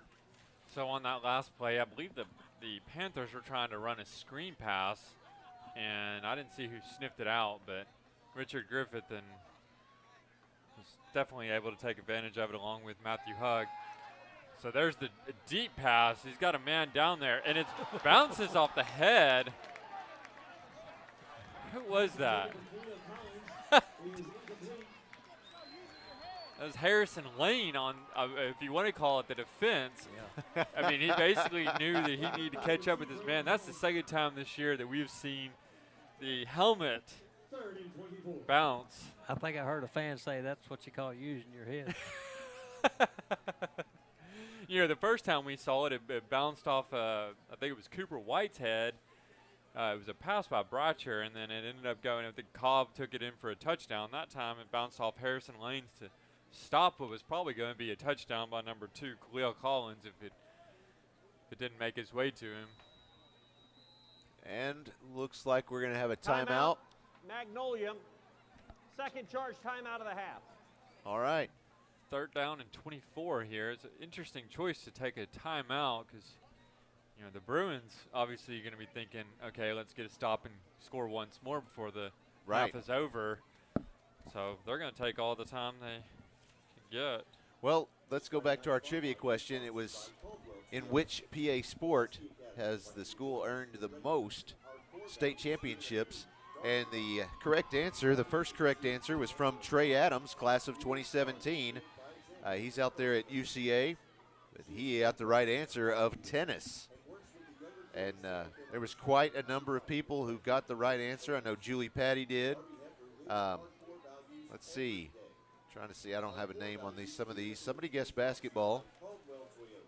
And Melissa Caldwell got the right answer, but she didn't get it first. So congratulations to Trey Adams.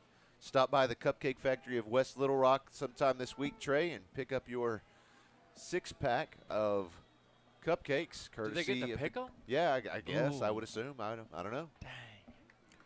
You'd have to ask them. There's the snap. A little shovel pass to that's Robert Mack, and then he throws the pass back to Beasley. And Beasley is stopped right at the original line of scrimmage, so the Panthers are going to be looking in 4th and 10, going to have an interesting situation here with a minute and 55 seconds left in the half. He was stopped by Luke Witham and Chris Connell. One would presume that they would probably go for it, but you know, with so little time left in the half, you almost wonder if a punt might not be in the works. But they are trailing 27 points, so right. Looks like they are going to go for it. Beasley's going to be under center. Decidedly not a punting formation. No. There's the snap. He's rolling out to pass. Pass is out there, and it is complete to Robert Mack. Quite open. Yeah, you know, that's one of the dangers of a flex bone is you have 2 eligible receivers at the end of the line, and either one of them could just take off down the field. And you got to make sure you have someone near them before the pass comes to them. To answer your question a moment ago, do they get to pick their own cupcakes? Yes, they do. Awesome. There you go. So congratulations again to Trey Adams. There's the snap. Little shovel pass complete to Amir Cooper. He runs to the left side of the field and is forced out of bounds at about the 26-yard line. That'll bring up about a 2-yard gain. Let's see where they place that ball. That was Wilson Miller who ran him out of bounds. Nope, they're going to call it a 1-yard gain, 2nd and 9. A minute and 3 seconds left in the half.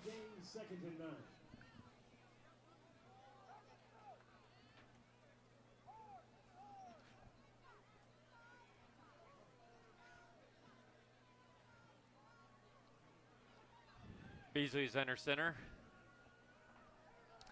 He's going to keep it. No, he's going to pitch it. That is to number James Smith. James Smith, and he is brought down after picking up about 2 yards, and the clock is going to continue to tick down. It's under 50 seconds left in the half. And Smith is kind of hobbling away from where he was tackled, and he's going to make it back to the sidelines, but he is, you can tell he was a little shaken up on that one. That was Darian Curry comes on to replace him. Expect to see him in motion. There's the snap, looking to pass. Lots of pressure, and there's a sack. And the oh, ball and is they might have the loose. they just might have come out with that one. That is Let's Clinton see. Wilson who's He got says the ball. no. He says no, they were on the ground first. Matthew Hugg made the tackle. Clinton Wilson thought he had the ball. Let's see what they say. Maybe the side judge saw something that the white hat didn't see.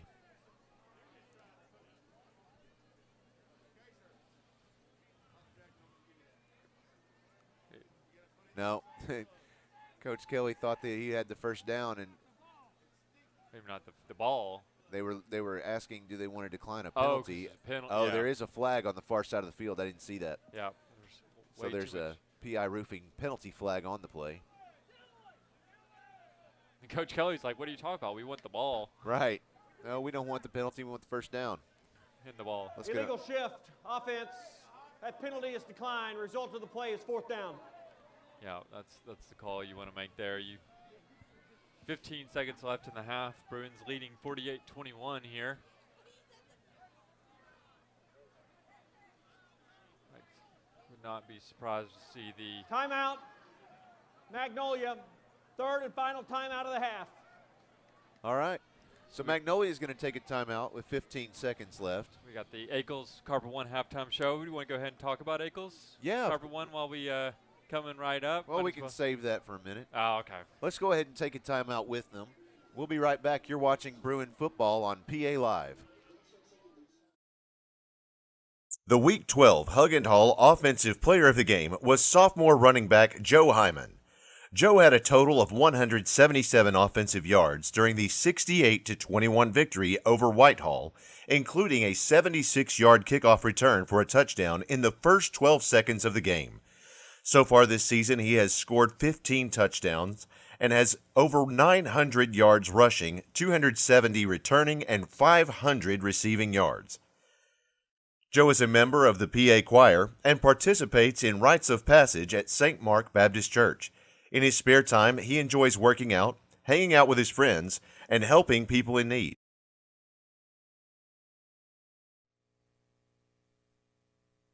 And welcome back to Joe B. Hatcher Stadium. 15 seconds remaining in the first half. The Bruins lead 48-21. The Panthers have the ball. It's fourth down, 12 yards to go from the Bruins' 31-yard line. Here's Beasley under center. There's the snap. He's going to roll back, and he's going to get sacked in the backfield.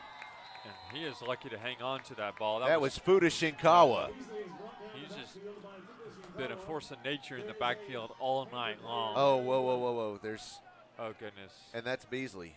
Oh, you don't want to see that. So everyone's going to take a knee. That's an official timeout.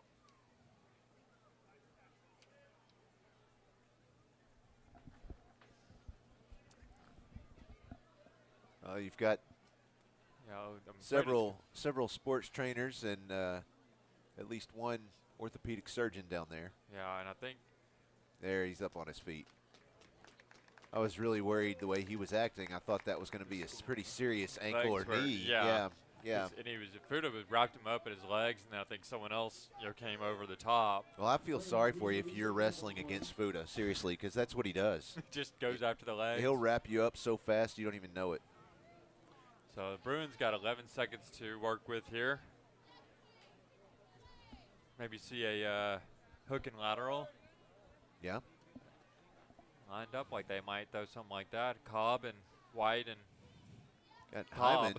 Hyman back here on the 20-yard line. Oh, they're running the. Yeah, we saw this play last week. He gets as soon as the snap goes, he gets a running start. Looks like he's going to have 3 blockers in front of him here. There it is. Oh, and he is run out of bounds at about the 30, or 41-yard line. He's run out of bounds by Kendrick Carey on the stop, number 11. 7 seconds remaining in the first half. Looks like the Bruins are going to line up with the same exact formation.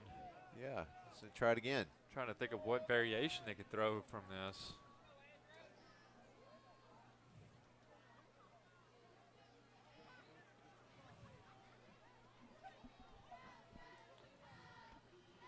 There's the pass. It's complete to Andrew Cobb.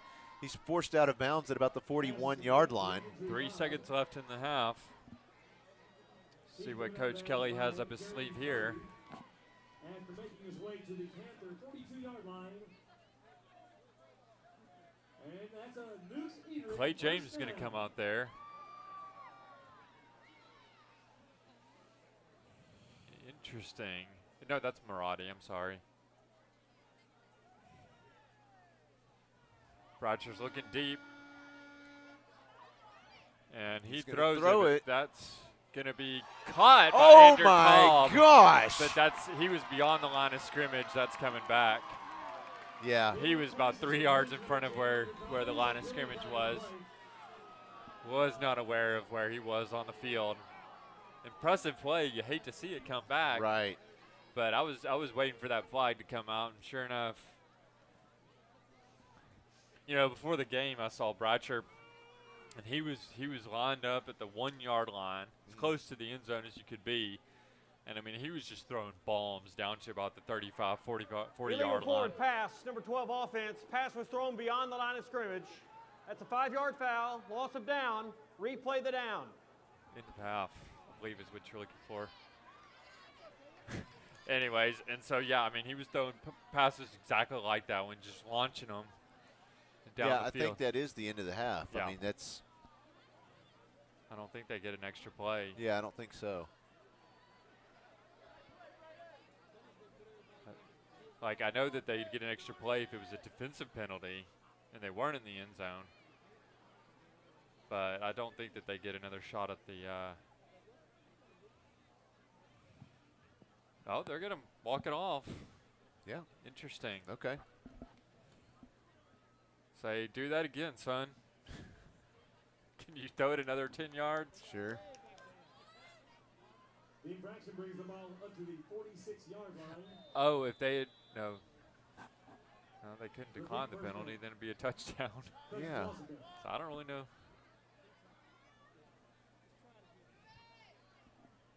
There's the snap. Bratcher's rolling out the left side, trying to pass it. There's the pass, and it is intercepted. Yeah, intercepted, and that will mark the end of the half. So with that, the Bruins lead this one at halftime, 48-21. We'll be right back after a minute or so. You're watching Bruin football on PA Live. Logan Miller is our Bowen Heffley Orthopedic Student Athlete of the Week. Logan plays basketball and tennis in addition to his challenging course load. Logan is also a longtime member of the Student Council. Whether he is cheering in the student section or dribbling down the court, we are PA proud of Logan. Please join us in recognizing Logan Miller, the Bowen Heffley Orthopedic Student Athlete of the Week. The game was sophomore running back Joe Hyman. Joe had a total of 177 offensive yards during the 68-21 victory over Whitehall, including a 76-yard kickoff return for a touchdown in the first 12 seconds of the game. So far this season, he has scored 15 touchdowns and has over 900 yards rushing, 270 returning, and 500 receiving yards. Joe is a member of the PA Choir and participates in rites of passage at St. Mark Baptist Church. In his spare time, he enjoys working out, hanging out with his friends, and helping people in need. Joe hopes to have the opportunity to play in college, but has not yet decided where he will attend. Congratulations to Joe Hyman, the Hug and Hall Offensive Player of the Game. This Friday Night Spotlight is brought to you by Caldwell Toyota. Pulaski Academy would like you to join us in recognizing our core value student of the week, Darby Heffer. Darby is a 2-year member of the Honor Council who works hard to live by example and coach younger students. She is co-president of Model UN and works with the younger kids to help them understand how to write effective position papers. Darby Heffer lives our core values every day. Our core value student of the week is brought to you by Caldwell Toyota. Just another way Caldwell cares.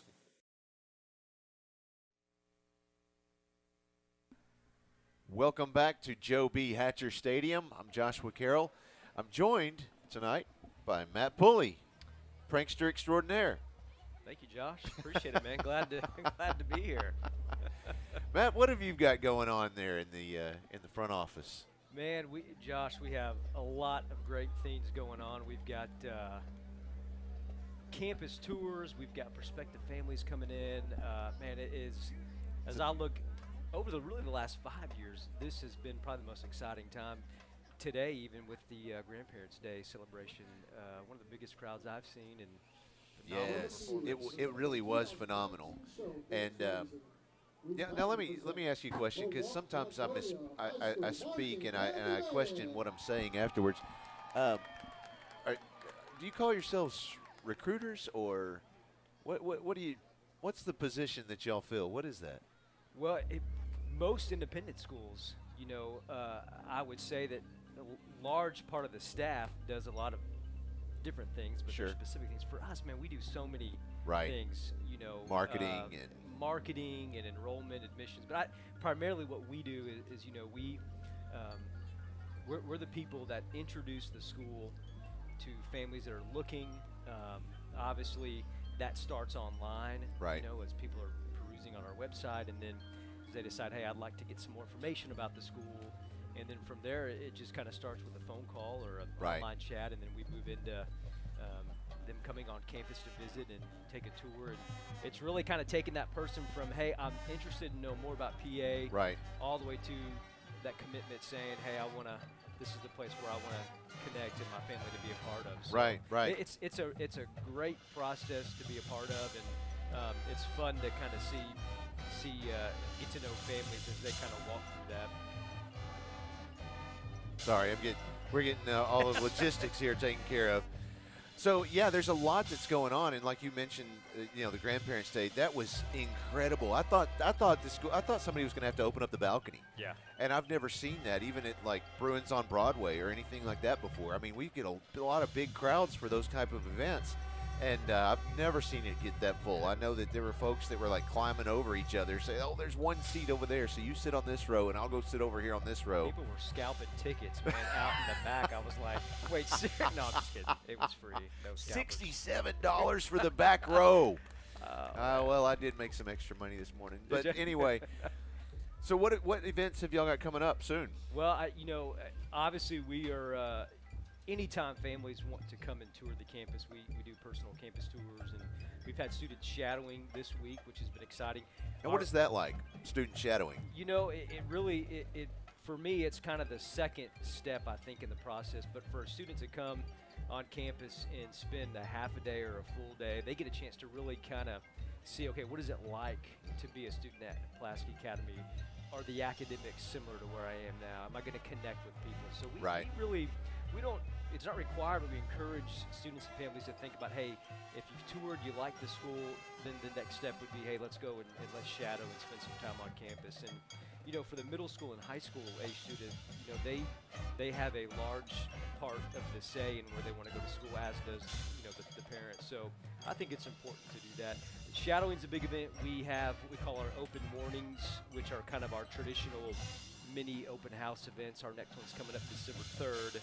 And those are kind of small group events where parents can come on campus and hear from a faculty and staff and a current parent, and then they get a chance to tour the campus. So those we do about once or twice a month, open mornings and our visit days, and those are big events. We do webinars as well, which is exciting.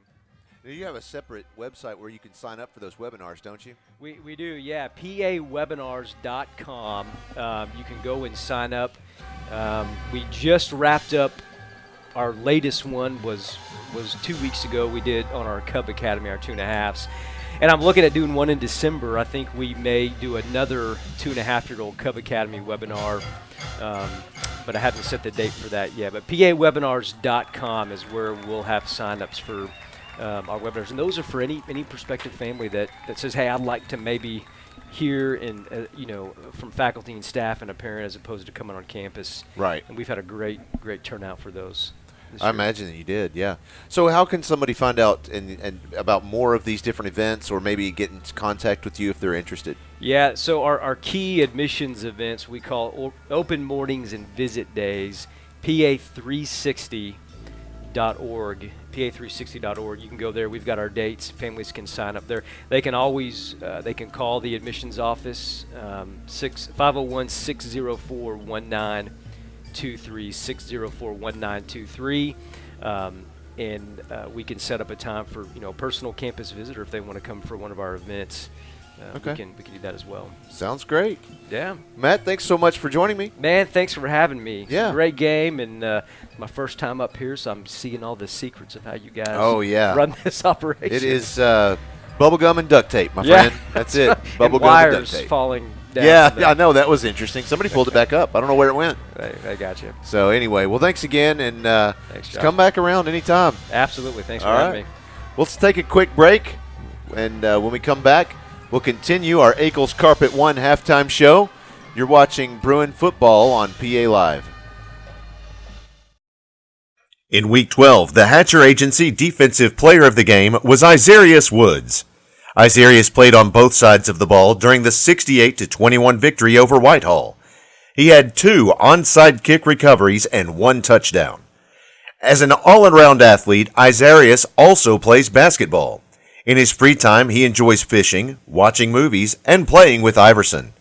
He's planning on playing football in college, but has not yet decided where he will attend. Please join us in congratulating Isarius Woods, the Hatcher Agency Defensive Player of the Game.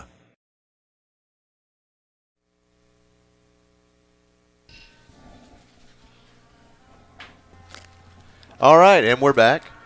Tell you what, we're going to turn up the crowd mic for a moment and let you listen in on the Magnolia Panther Band.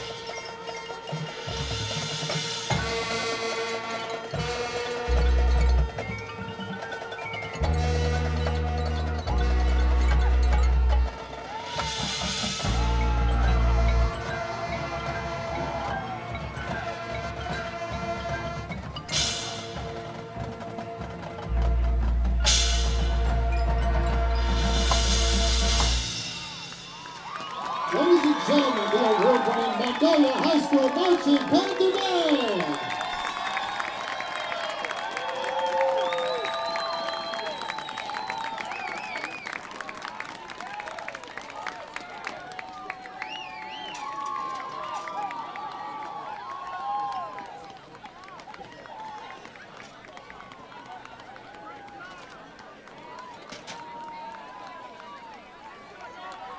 And we are back here at Joe B. Hatcher Stadium as the Pulaski Academy Bruins are leading the Magnolia Panthers 48-21. That was a very, very impressive show put on by the Panther Band there.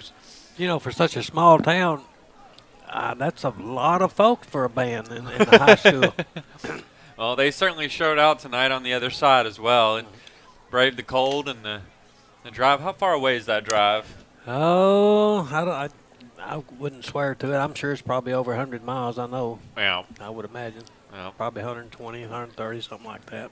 Well, did they give you enough time to keep up with some Yeah, stats? I got a few stats here. Right. Okay, so far tonight in the first half, Braden Bratcher is 12 of 22 for 262 yards. And then Bruffett, he got in on one play on the offensive side, and he's got one completed pass tonight for 9 yards. So we have a total of 271 yards in the passing category. As far as receivers go, we have Braden Cash has 2 catches for 53 yards and one touchdown and one 2-point conversion. And then we have Andrew Cobb. He has 5 receptions for 137 yards and 1 touchdown and 1 2-point conversion. Then we have Allison, who has 1 catch for 9 yards and 1 touchdown. Then we have Joe Hyman, 1 catch for 7 yards. And Kelly has 1 reception for 39 yards. Nichols has 1 reception for 3 yards.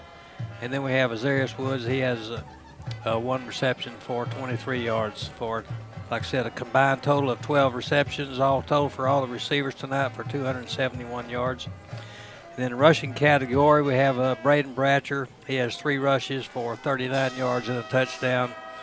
And then we have Joe Hyman has 4 carries tonight for 40 yards and 2 touchdowns. And then on top of that, he had that outstanding kickoff return, 3 in 2 weeks now for roughly another 80 yards and a touchdown. So altogether tonight, total offensive output so far is 350 yards for the Bruins.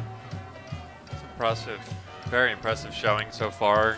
Seems to me like the Bruins, they came out like a house of fire last week, and they didn't seem to be quite as lit up tonight as you might say. Well, but I mean, still, it helps when you have 2 kickoff returns and then 2 onside kick return recoveries. Yeah, but yeah. So far we hadn't had any onside kick recoveries tonight, but we're still leading 48-21. I think we had 1. Didn't we get 1? Yeah, that's right. We right had over 1. here. Yeah, it was, I'm I sorry. think Andrew Cobb we came had up 1. with it. That's right. Yeah, I'm sorry. Yeah. But that's about the ratio that they're thinking. You get 1 every.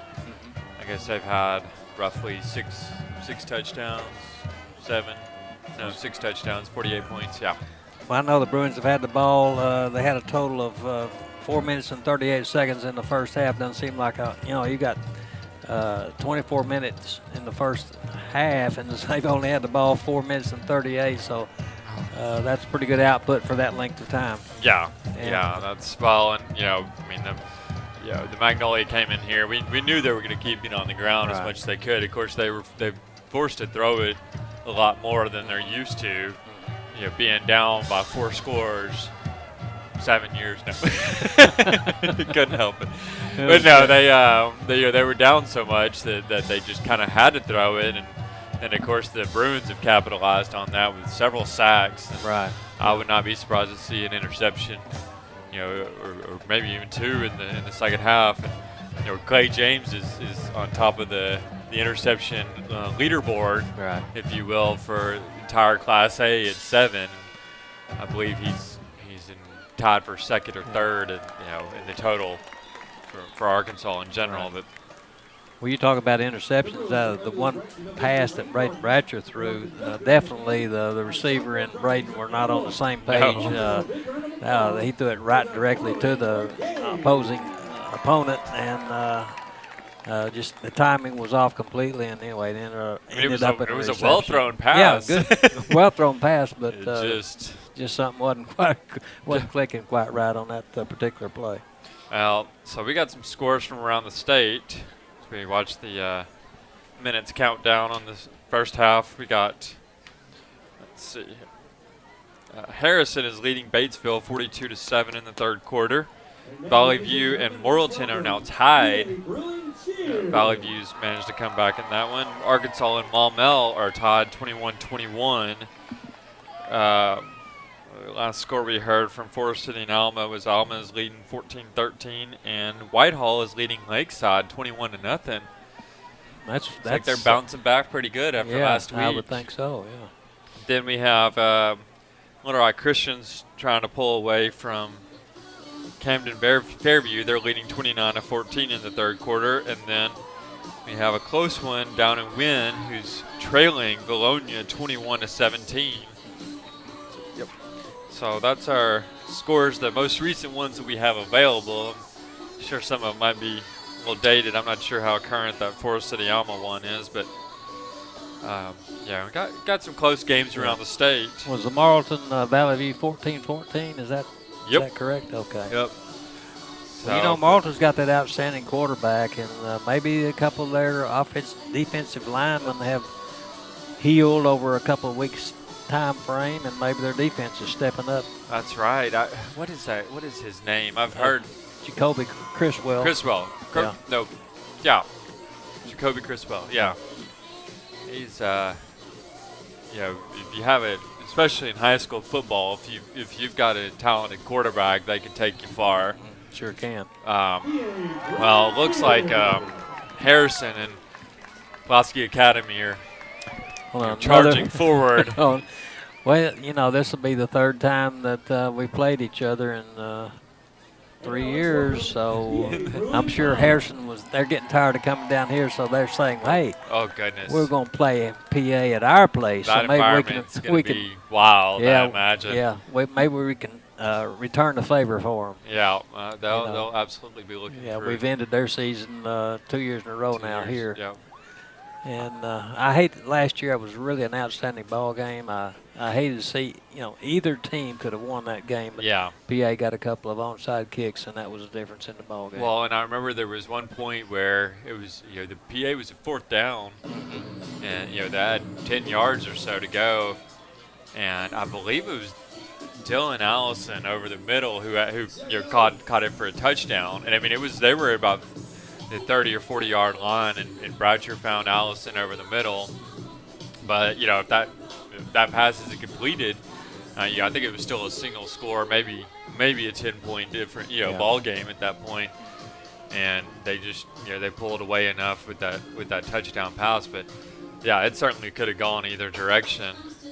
And this year, Harrison's got an outstanding defense. I think they've allowed less than 10 points a game, so the Bruins are going to have their hands full next week if they do a points. Go ahead. Points allowed is 109 this season. Yeah, so that's over 10 games. So if the Bruins do finish up and win this game tonight, they'll have a tough contest next week with the Golden Gobblers from Harrison. I was the Goblins. Checking to see. You said 2017. Oh, no, they lost a couple other games. I was about to say, are we the only team to have beaten them in the past? I think so. Just last year. Yeah, right. Of course, they've got the outstanding running back, Gabe Husky. Oh, goodness. And then he gave us fits last year. Yeah, along with another good fullback linebacker and Brooks Both. See how they, he's Brooks Both is really, I think he's leading in tackles, I think, possibly. That sounds about right. In the state. Well, getting back to tonight's opponent, I mean, do you think they just come out and keep trying to pass it and hope to? I think the Bruins will just keep doing what they're doing. Their defense just needs to just not let Magnolia catch up with us. Well, I'm talking about Magnolia. Oh, do you think Magnolia, they're I'm keep sorry. trying to pass it? Okay. Or? Yeah, I'm sure they'll probably have to because that's the only way they can get back in. Get back in the ball game. They're down 29 points. So. Yeah, one thing I've noticed is we 27. have Clay James. Yeah, 20. Yeah, we have Clay James and Trent Sawyer. They're going to be every time they're going to be covering those wide receivers, and those are the only two. And so that's going to leave your linebackers to try to pick up the two receivers that Beasley has been zeroing in on, and it's those two guys that line up at the end. I'm sure there's a name for that position, but they line up at the end of the line of scrimmage, but they're eligible, and they're just taking off down the field every play, and we've seen a couple of times they've been open. Right. Because, we have our two best defenders, our two corners covering those wide receivers and just can't be close enough to get them. So, I expect to see them try to find those, I guess you want to call them slot receivers, but they're a little too wide close, out tight receivers ends. or whatever, It's, well, we are at the end of the Eagles Carpet One halftime show. Thank you all for joining us here. And there you have it, 3 minutes, says the White Hat. Go give them 3 minutes to warm up and get loose again. I think what's the temperature supposed to be in the low 40s right now, possibly. Anyway, it's good football weather any way you put it.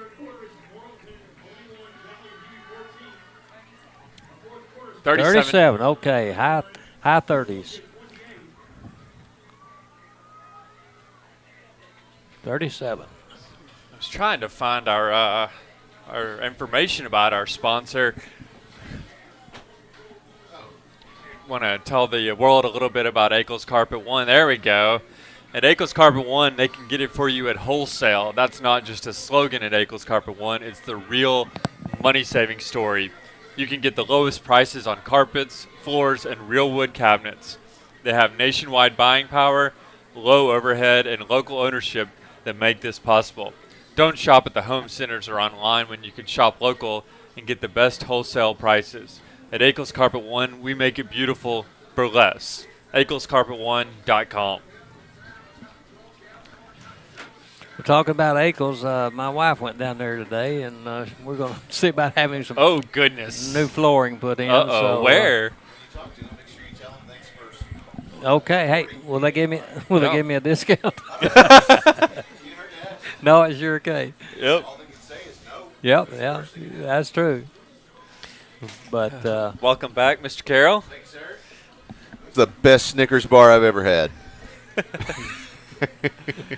Are you getting grumpy?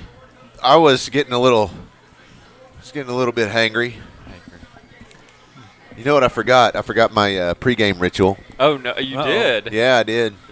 What's that? 5-hour energy. 5-hour energy. We're just giving out free sponsorship. I here. know what is it. Going on? They need to be my personal sponsor. They really do. Because I could walk into a meeting at the office and be like, "Yeah, well, I wasn't feeling this meeting, but I just popped this 5-hour open and woo." Yeah. How long do your meetings last? Well, it depends. Jeez.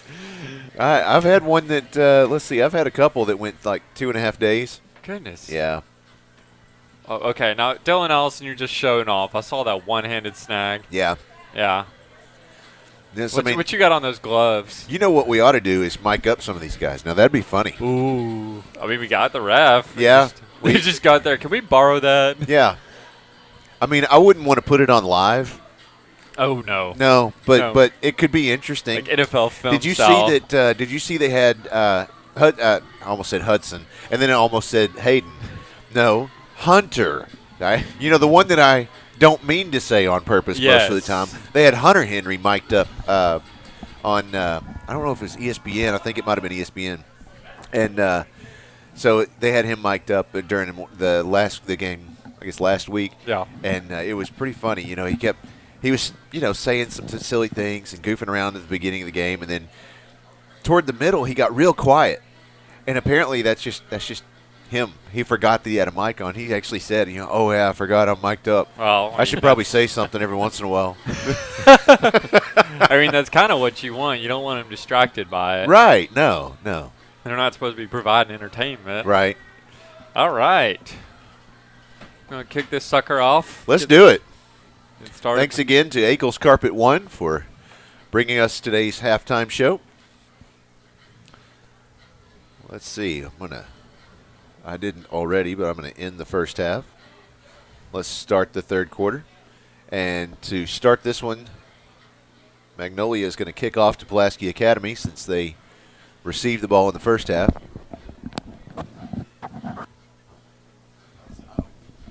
All right. Let's go down to our sideline reporter, Will Graves. Will, what's your thoughts from down on the field?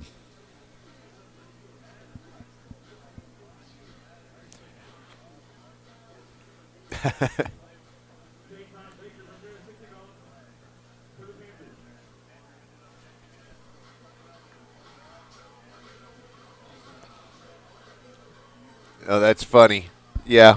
It's those type of situations that I could see him getting a little emotional about. So there's the kickoff to the Bruins, and that ball's going to bounce out of bounds at about the 25-yard line. It goes out of bounds at the Bruins 26-yard line. There's a penalty flag on the play.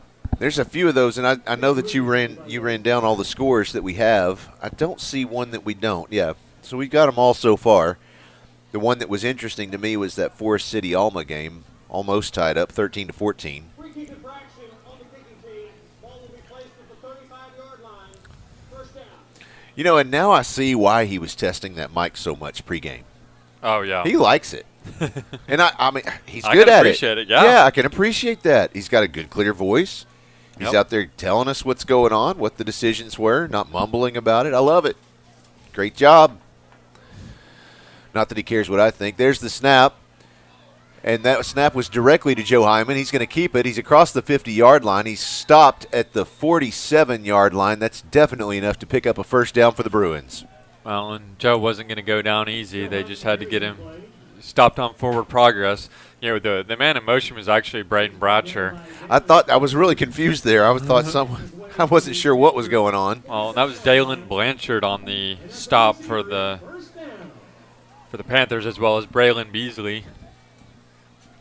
There's the snap. That's Hyman again with the carry. He's across the 30, trying to make his way to the 25, but not quite. He's going to be stopped at the 27-yard line. Another first down by Joe Hyman. He makes almost Barry Sanders-like cuts. I mean, he just stopping.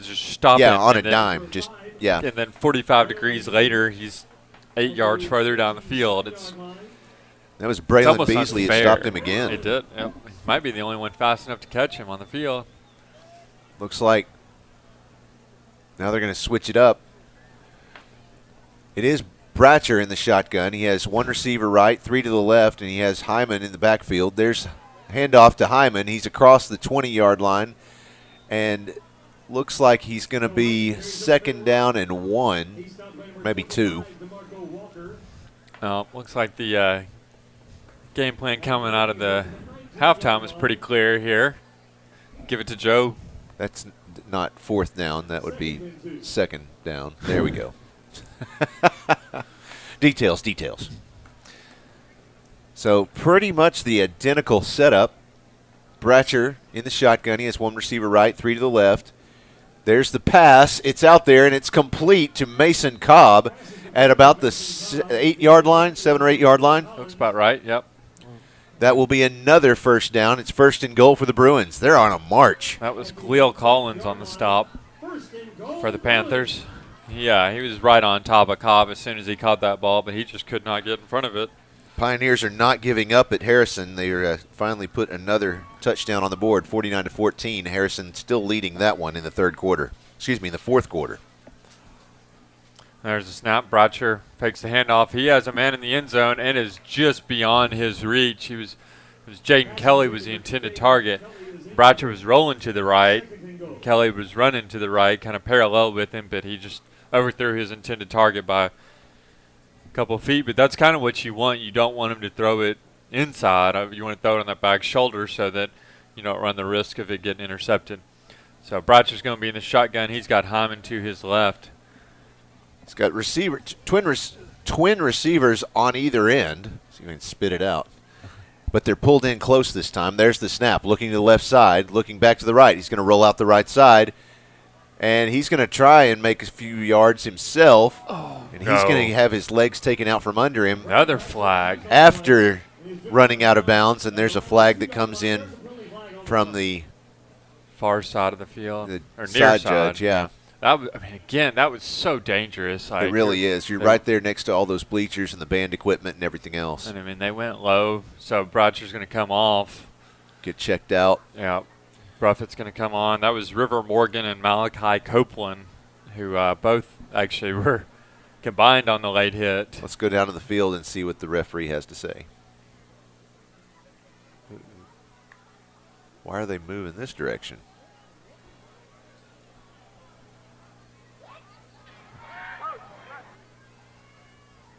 Oh, you turned it on and then you turned it back off. Personal foul. Personal foul. Blindside block. Number 19, offense. Wow. 15-yard penalty. Is still second down. We got Joe Hyman for a blindside block. Okay. But no flag for the late hit. Hits. 2 of them. Right. All right, so the Bruins looking at, it says first down. I would tend to agree with the scoreboard. But Now it's second down. Okay, so there's 16. the give to Hyman. Oh, and he tripped, I think, on the turf. What happened there? Well, it's like Flash Gordon. You had to have a specific suit made up just to be able to handle the friction of his own legs because he was moving so fast. And I think we're going to have to do the same thing with Joe Hyman. He's just moving so fast that his uniform can't keep up. I'm at a loss for words.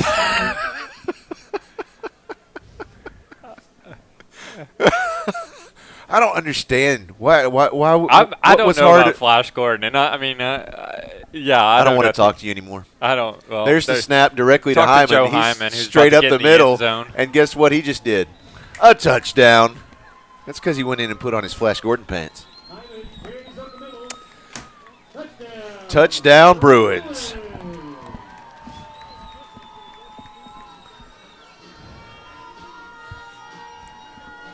I like how Brooks is he's got working with the Snickers bar and the stats. I like it. I was looking over to see, how the drive calculation was going, and he's just eating a Snickers. Oh yeah. Punching numbers in with one hand, and yeah. So Bruffett's going to be out there in the shotgun. He's got Hyman to his right. Looks like he's standing tall in the pocket, and the intended target was. I think that was supposed to go to Andrew Cobb. Yeah. But he got intercepted by Joe Hyman. Joe said, I didn't have enough of that ball. I want it back. Now you're going to start babbling about suits again, aren't you? Right. Something to do with his hands. Yeah, he's got on his Flash Gordon gloves, too. I'm telling you. You know what I want to see? I want to see a race. I want to see a race between Joe Hyman, and Fuda Shinkawa. Ooh, yeah. Oh, yeah. Yeah. Yeah. We could do something for charity. I want to see that. Maybe we can set that up. Yeah. I mean, I'm sure they'd probably be able to tell us who'd win, but I mean, my instinct says probably Joe. Right. But I think if it's like maybe a 30-yard, I think Fuda. I think beyond that, maybe Joe. Yeah. Well, here's Clay James. He's got the ball teed up, upright, traditional style. This one might be going deep. Yep. Bruins lead by 35. Nope, not that deep. Wow, that was an impressive recovery by number 17. Was. That was Amir Cooper. He kind of it hit him right in the shins, and he fell on it. And that was that was the kicking. I thought that was a flag being thrown on the field. No. That last drive was an 8-play, 65-yard drive. Finished off by a 10-yard touchdown run by Joe Hyman. Took 2 minutes and 44 seconds off the clock. Referee says, let's get this going.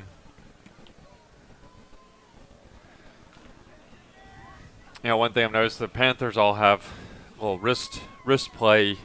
Yeah. Play calling.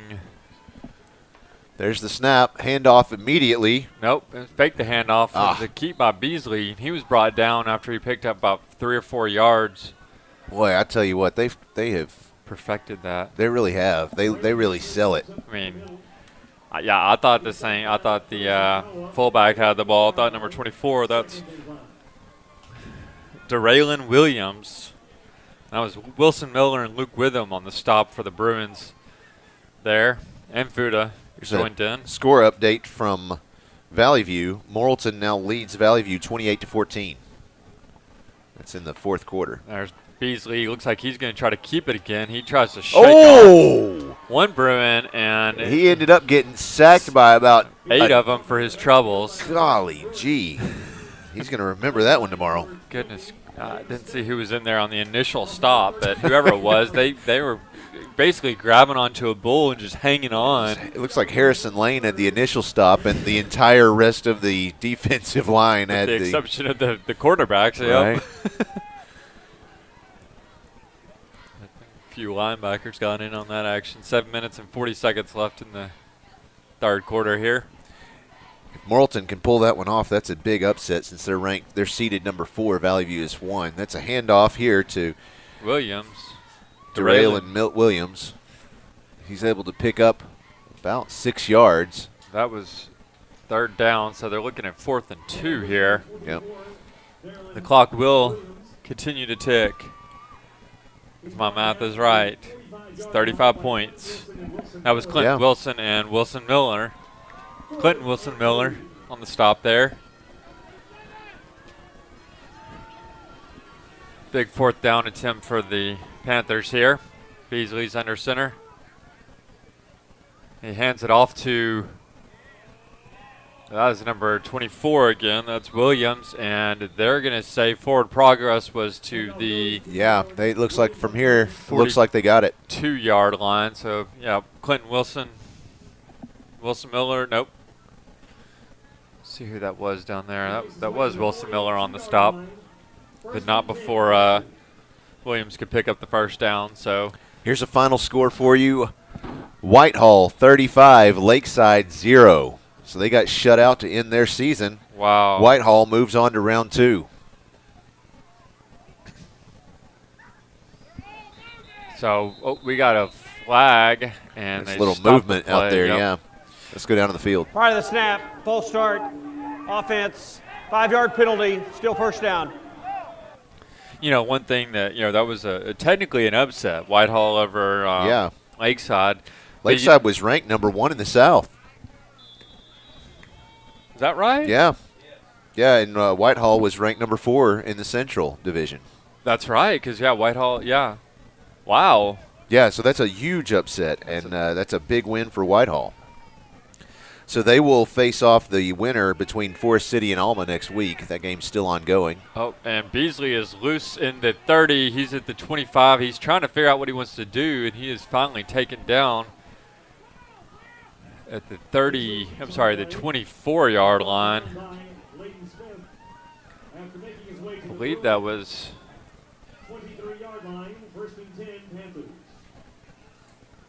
Was that Layton Smith? I thought so. I just couldn't see if that was a 20 or 29. Well, no, there's Richard Griffith. Plus, I should know better. Richard Griffith is 6'10". Here's this current score. Alma 20. Oh, sorry, go ahead. There's a snap. Give is to, I believe, Williams again. He runs it up the middle, fights forward for about 7, maybe 8 yards before he's brought down by several Bruins. What's that final score? Well, it's not a final. It's just an update. It's in the 4th quarter. Forest City leads Alma 21-20. That one is close. Goodness. It's Fuda Shinkawa on the stop there. 4 minutes, 43 seconds and counting. There's a snap. It is bobbled. Nope. Beasley hangs onto it, but he has nowhere to go but down as the Bruins managed to contain him, and it is 3rd down, and looks like he lost a yard, maybe 2, maybe 3. 3rd down and about 5 to go for the Panthers here. Waiting for the play to get in there. That was Fuda and Harrison that, I don't know if you want to call it a stop. They scared him into falling down. He tricked him into falling down. He knew he was caught. So under 4 minutes to play here in the 3rd quarter.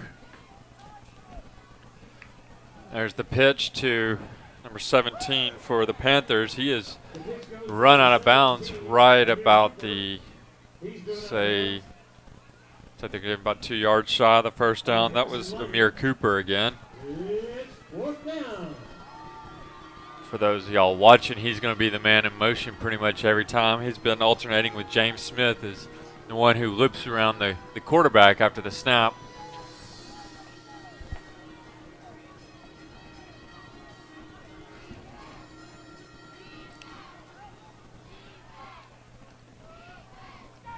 Beasley under center. There's the snap, and there's a flag prior to the snap. Some motion. Yeah, we haven't seen number 30. Prior to the snap, false start, offense, 5-yard penalty, still 4th down. They did not need that right there. Well, we haven't seen Sean Bell. But he took a hit earlier in the evening. We haven't seen him back on the field. Hope he's doing all right in the sidelines over there. I think I actually see him over there. He's standing up, but not sure if he'll see the field again tonight. Little Rock Christian currently leading Camden Fairview 36-14. Beasley's in the shotgun. There's the snap. He's going to keep it. He's going to get the first down, and he is going to get into the end zone. looks like they're going to call it a touchdown. He dove forward. The ball got knocked loose after he got in the end zone. So the Panthers scored a touchdown, brought it to within 29 points. Looks like they're going to attempt the extra point, but the clock will continue to tick as the Bruins have already broken the sportsmanship required minimum of 35 points. There is the kick, and it is blocked by Fuda-Shinkawa, and he wants to take it to the house, and the referee says, nope, you cannot do that. Fuda says, you sure? Right. The referee says, no, really.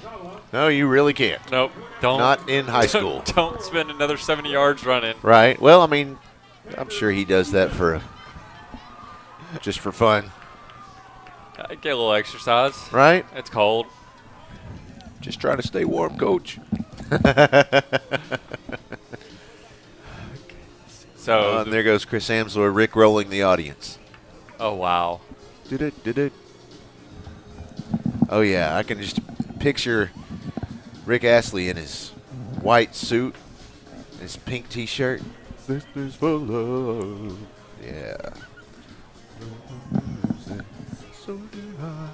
Yeah.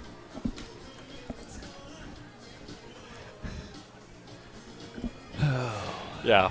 Good times, good So times. let's see what the Panthers are going to do here. Number 36 is out there to kick. That is. I think he'll try an onside-er. Yep. No, it goes high and somewhat deep. It's going to be fielded by Marotti. Oh, he almost took a knee a little bit too late. Yeah. I don't think anyone would have held it against the defender if he had.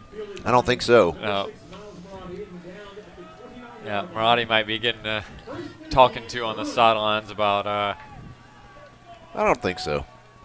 Well, that's a pretty decent position. Make up. I'm saying make up your mind. If you're going to catch that, you either take a knee or you run with it. Don't. Right. That's how you lose the ball. So Bruffett's going to be out there. 2 minutes, 18 seconds and counting in the third quarter. Bruins lead 56-27. That's Bruffett. Yeah, that's Bruffett. Receives the snap. Hands off to, was that Woods? Yeah, Isarius Woods, who is the defensive player of the game this week, for last week. He was playing on both sides of the ball last week and ended up picking up defensive honors. It's good for him. Here's second down, 2 yards to go for the Bruins from their own 36-yard line, 1:40 on the clock. That snap goes directly to Woods this time. He runs straight up the middle. He's across the 40, across the 45, makes his way to the 50 before he's brought down by Gary and Curry. Yep, Woods did a good job of finding the hole on the left side. It was an off-tackle run and carried a couple of Panthers with them to pick up the first down and then some. Right.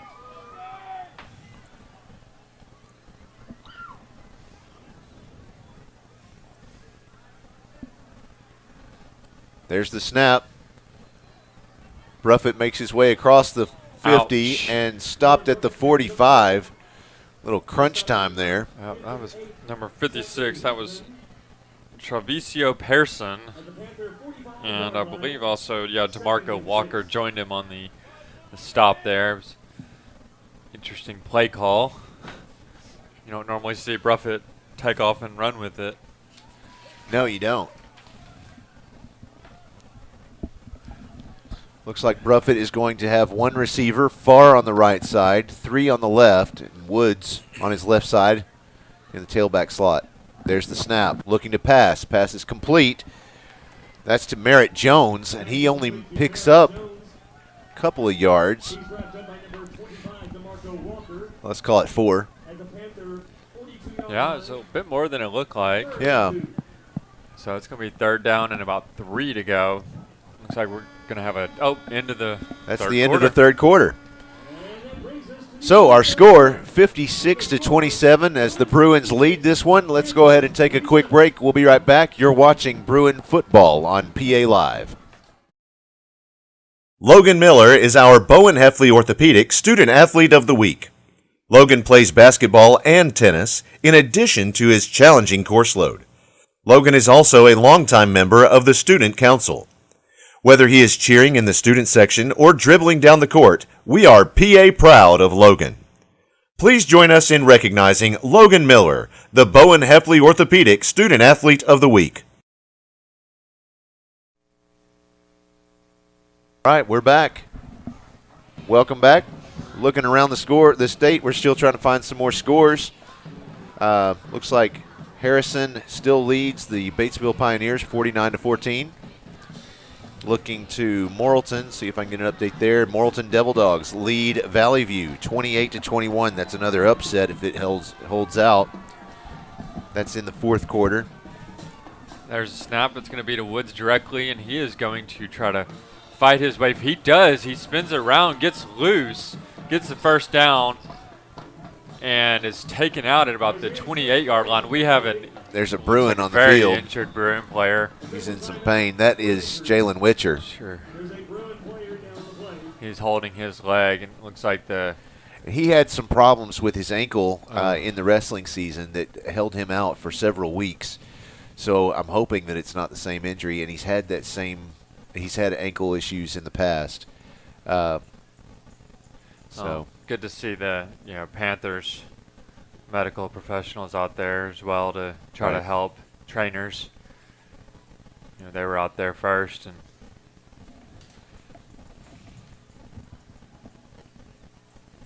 it's completely silent here.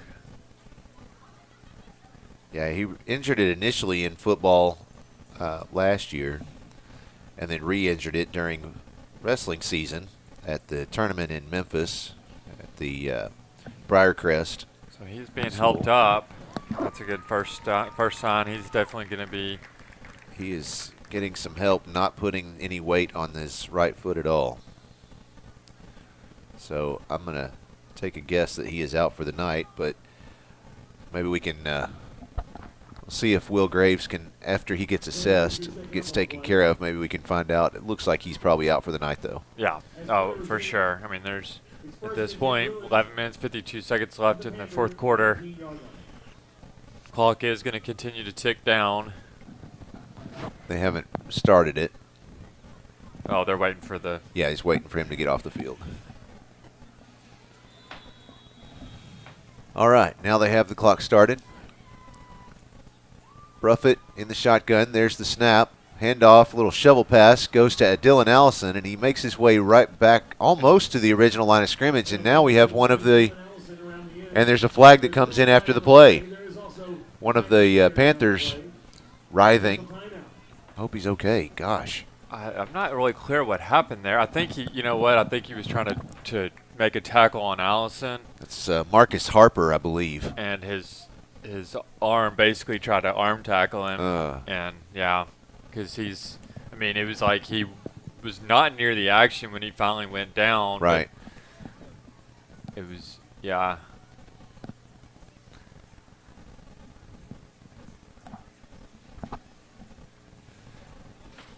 Well, I hate that for him. I don't want to see anybody hurt on the field, that's for certain. Oh. So, go ahead and get some scores. Oh, my gosh. This guy's over here making snow angels. That's interesting. That might be a shoulder injury there.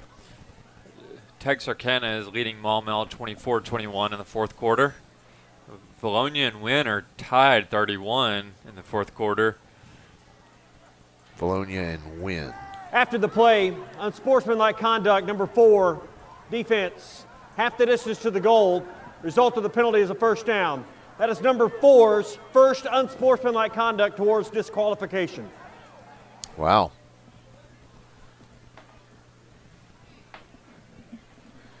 Well, that's Robert Mack. He was actually the one who made the tackle there. So 11 and a half minutes remaining in the game. Here's Bruffett in the shotgun. There's the snap. Handoff goes to Woods around the left side. He's at the 10-yard line and met by everyone. And he's going to be forced down.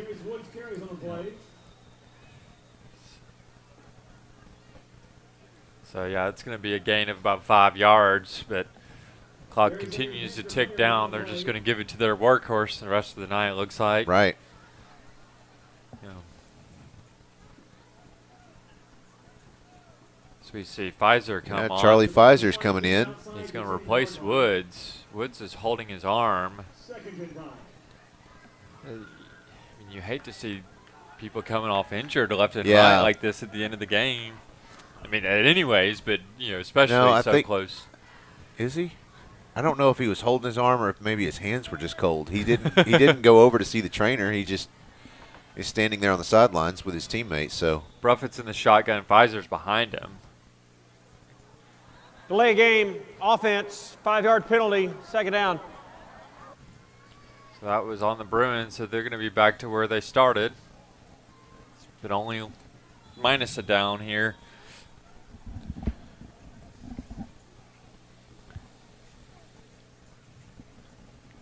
There's a snap. Pfizer's going to pass. He finds number 21, Jaden Kelly. I'm not sure if he was in bounds. I'm not sure if he was. They're saying he was. Yeah. Gain of about 4 yards, 3 yards. So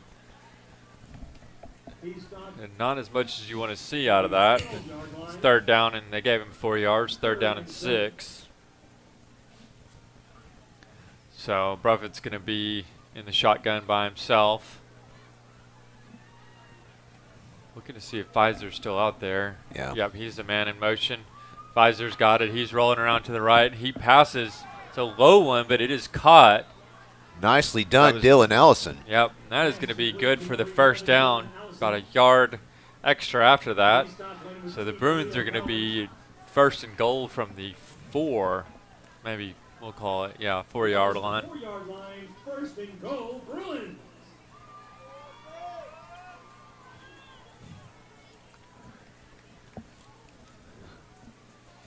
Expect to see Woods get the call here.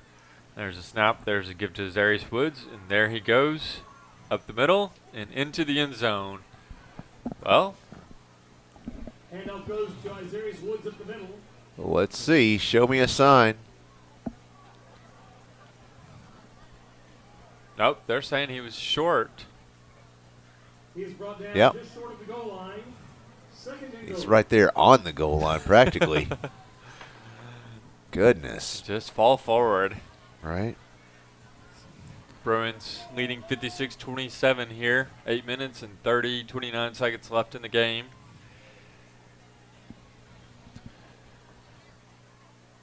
Woods receives the snap directly and jumps straight over the line for a touchdown.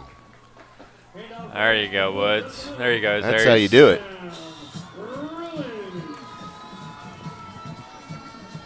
So 62-27 as we see Clay James and Mason Cobb come on for the extra point. One thing we haven't seen tonight on some of these extra points is the fake. Right. To try to get them to jump. No, haven't seen that.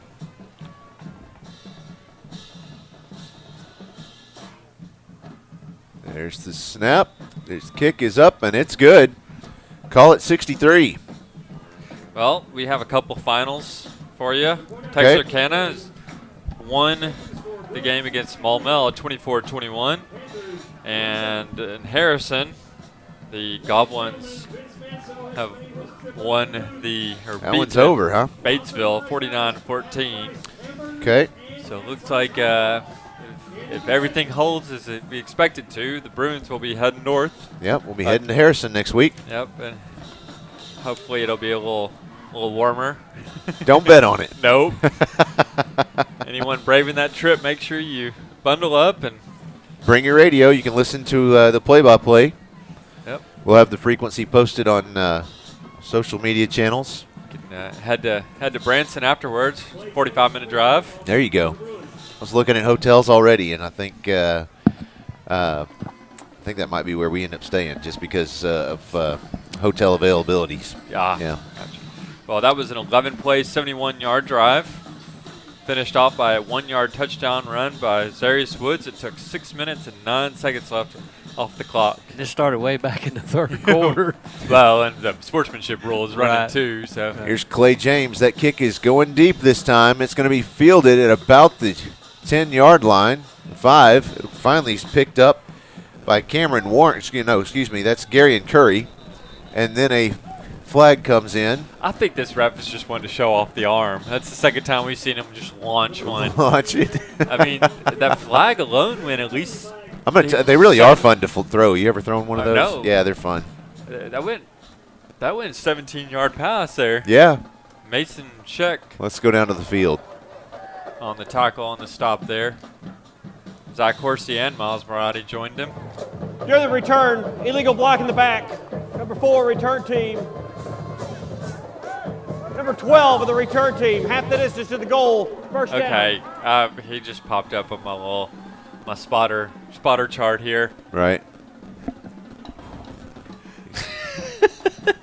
I think our spotter is going keyboard crazy down there.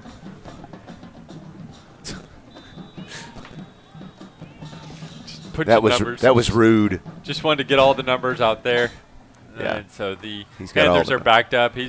Beasley's going to pitch it to number 22, who's stopped Gary and Curry, and he is pretty much stopped at the line of scrimmage. Man, lost a yard actually. Nope, they lost 2 yards there. So the Bruins welcoming their first stringers off the field, giving a big round of applause as we see the backups out there to get some time, although I do see Harrison Lane still out there. Probably just to kind of shore up the defense.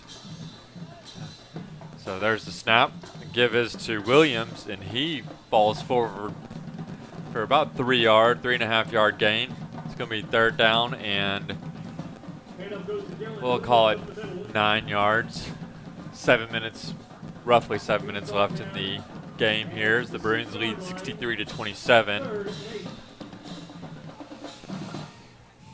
Beasley's staying out there in the shotgun, looking at the sidelines for the play. Panthers all checking their wrist charts.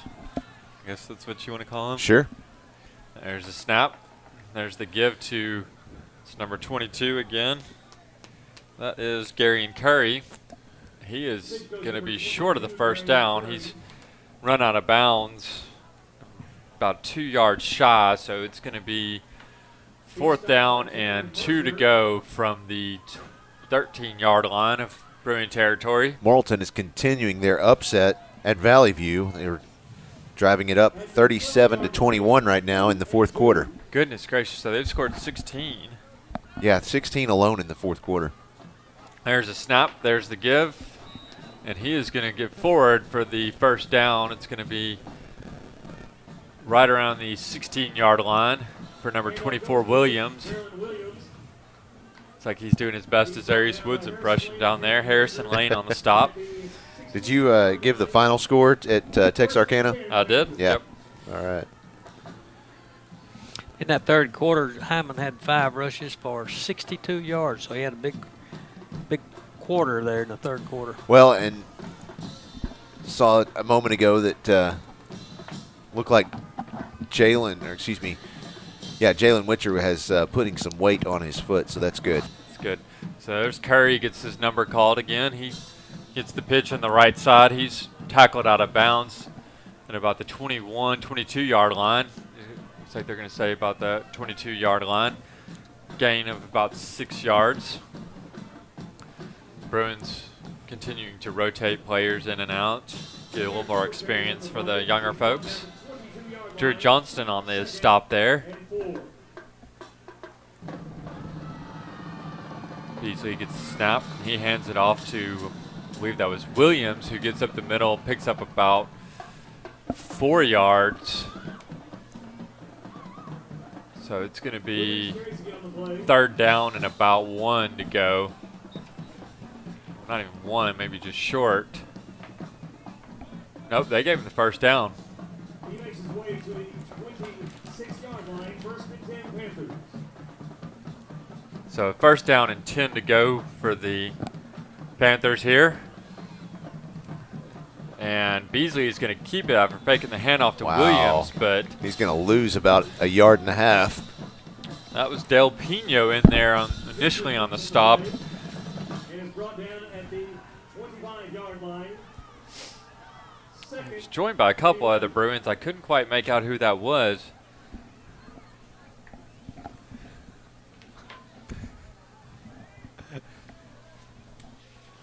Oh, no help from the spotter. Now, it looks like neither one of you were able to pull it out. No. Here's Beasley under center. He has single receivers on either end looking to pass. He's throwing a deep one out there. He's got a man open. That's complete to Khalil Collins, and he's going to run it in for a touchdown.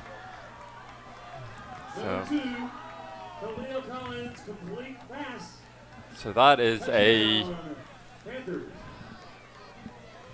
75-yard touchdown pass from Beasley to Collins. Wow. Well done. Got to give it up to them. They're not losing heart. No. 3 minutes 44 seconds left in the game. Bruins leading 63-33. Still waiting. It looks like they're trying to finish up that game in Forest City and Alma, but Forest City leads 33-27. There's the snap, there's the kick, and the kick is good. So our score is Bruins 63, Magnolia 34. Wynn and Bologna are still tied up at 31. And who else was I saw? Little Rock Christian is leading Camden Fairview 36-14. Yep. All these games are in the fourth quarter. A few of them have already wrapped up. So far the biggest upset's loss of Valley View? Yeah.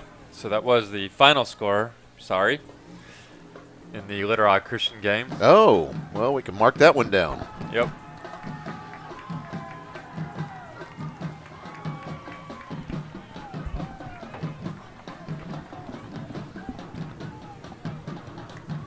Wow, that is impressive. I thought that was coming out of our speakers. That is, wow. Oh, no, that's our band and their band. I see. It's our drum line and their band, I think. All right, so back to receive is Murat. Nope, that's Cash. That's Braden Cash. Braden Cash returns it. Has about a 21-yard return. He caught it about the 20-yard line. So the Bruins are going to start off the ball at the 41-yard line. So we see, wait and see who's going to come out there and lead them. Pfizer. Yep, Charlie Pfizer. So Caleb Nichols is coming back off. Looks like they said, nope, you're done for the night. Charlie Pfizer in the shotgun. He has twins on either end, pulled in tight. And whistles are being blown. Timeout. Panthers. Magnolia, first charge timeout of the half. Okay. Well, let's go ahead and take a timeout along with them. Well, maybe we will, maybe we won't. Christian Rose, yeah. I guess that is who that was. Yeah, that was Christian Rose, yeah. We'll just keep it here.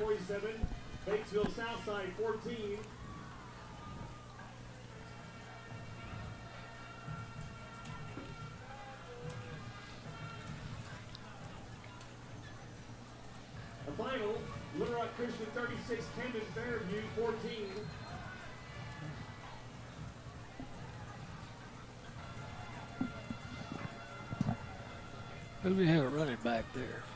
Yep, that is. That's Christian Rose back there. Christian Rose. He's a freshman, 5'9", 165 pounds.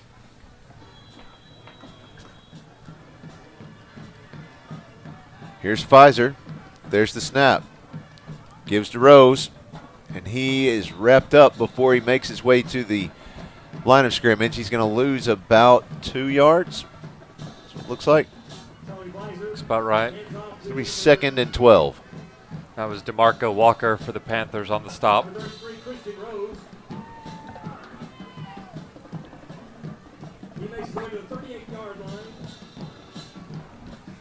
I see Witcher. Talking about Jalen Witcher is down there. He's standing upright on both feet. There's a snap. Pfizer fakes a pitch. He passes it to the right to. Oh. Is that Zach Biagioni? That's Zach Biagioni. Yeah. He is going to pick up about 10 yards before he's taken down.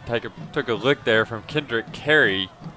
And Khalil Collins is. Can't tell if he's upset or if he's hurt.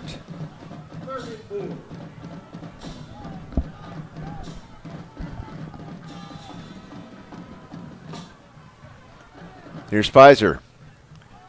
Gives a little quick pass to, was that Fuda? No. 82, not 32. I was like, what? That didn't sound right. That's Will Hawkins. Cleanup goes to number 82, Will Hawkins. He's brought down at the 48-yard line. So now getting to see some freshman play in the playoffs here. Well, and I talked to Coach Kelly about this earlier in the season, and he says, you know, once you get to this point in a game, he doesn't really – it's not a matter of you know, trying to get freshmen in, but he wants them to have the experience so that if they're called upon later in the season because somebody else gets hurt, he wants them to, you know, not feel stunned. Wait a minute. This is our fourth Cupcake Factory fourth down conversion attempt. It certainly was. I didn't even We haven't had one all game. Oh, the whole game. The whole game, and that is – and it's good.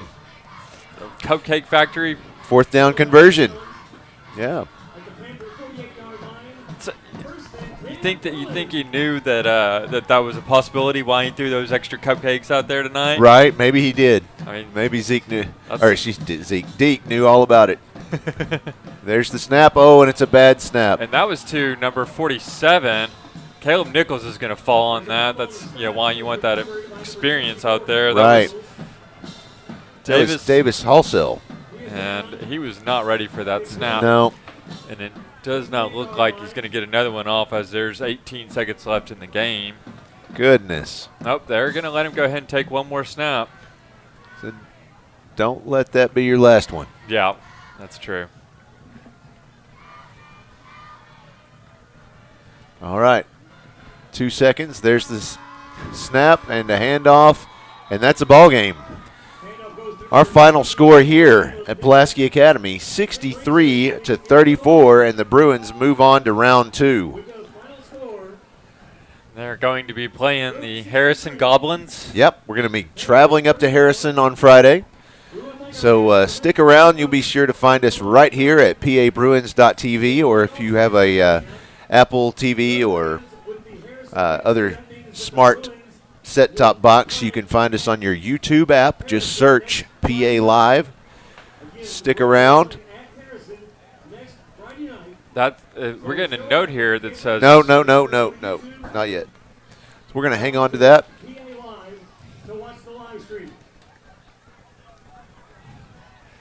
So trying to decide who are going to get some bear claws tonight. On the defense, I mean, the answer is pretty obvious. It's going to be Fuda Shinkawa. I mean, he was just all over the backfield.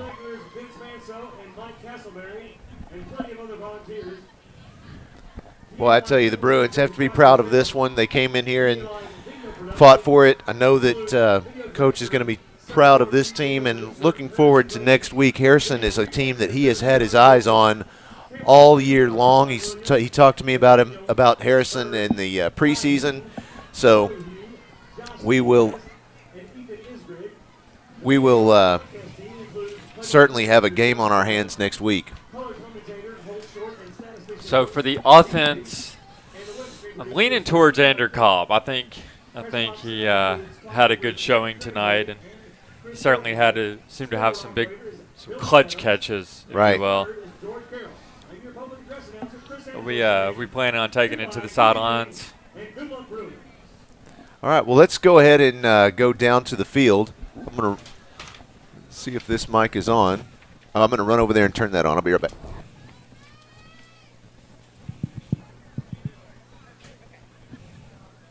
We're going to break tradition tonight. Can you open this up? Give this to the players. Guys, open that up. My name is Pete Biagioni, and I'm sorry, Coach. You're going to hate this for the next 5 minutes, I promise you. He hates attention, but tonight is a big victory, home playoff game. But it also is Coach Kelly's 200th victory. So tonight, really quick, I just want to make one other comment about it. I did a little research, and Coach Kelly, you achieved that 200 victory quicker than any coach in the history of high school football in Arkansas. Congratulations. So I'd like to have our Bruin backer president. Where are you, JC? Come on in here, buddy, to say a quick few words for our community. Absolutely. Coach, on behalf of the Bruin backers and PA community, congratulations on your 200th victory. Thanks for all you do for the kids and everybody at school. Congratulations. Thanks, JC. And now for the coaches, the gentleman who's been here with him the longest, Dean Wyatt. So Coach Kelly took over in 2003, okay? We all know he loves numbers, so I'm going to give you a couple. And this is pretty simple. Since 2003, okay, that's 16 completed football seasons, so not included this one. That's 16 football seasons. In those 16 seasons, outside of these 200 wins, 10 state championship games. Think about that. 10 state championship games out of 16 seasons. 7 state championships. That's incredible. Absolutely incredible. And that's all with Coach Kelly at the helm. Now, I've texted and messaged some coaches, past, present, and here's some things they had to say about working with and beside Coach Kelly. And the hours that we put in, we get to know each other very well, okay? So these guys that made these comments know Coach Kelly extremely well, okay? Coach Kelly runs a program with new tactics and old school discipline while still maintaining a family environment for players and coaches. This is rare today. Coach Kelly demonstrates a quality that seems to be ever so rare these days, with his desire and relentless pursuit to get the job done and his no excuses, do whatever it takes attitude. I was raised in Coach Kelly's program as a player and learned valuable life lessons that I still use every day. Now being able to be a part of his staff is an honor, and I hope that I continue to pass those same lessons on to our current players. The thing I've learned from Coach Kelly that has helped me is his outlook on things. He literally does not care what people think, as long as you're doing the right thing. Just be you, and you do what you know is right. Kevin is one of the most creative minds in football at any level. When working with Coach Kelly, you never feel like anything is too far out of reach or impossible. If you can dream it, it may just happen. So on behalf of all the past and present coaches, congratulations and thank you.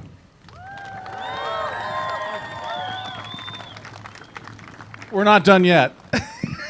Nice try. Because there's one group of people that, as I've gotten to know you, Coach, over the years, that is the most important to you, and that's your family. So I'm going to turn the microphone over to them to say some things to you. So we're going to start with Kara. Dad, I love you so much, and I'm really proud of everything that you've done, because I know you give a lot, like, win-wise and, like, lesson-wise to everybody here, so I'm really proud of you for all of that.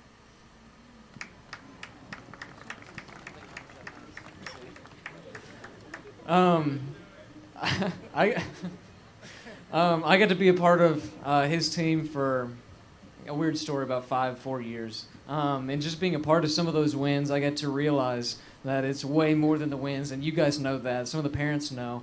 But just seeing you guys kind of grow up and what you have, and learning the life lessons from you at home, and then coming out here and it's the same thing. You're not a different person. But, I mean, it's not about the wins, and you guys know that. It's about the lives that you affect, and you've done an amazing job with that. And I'm sure you still will in the future.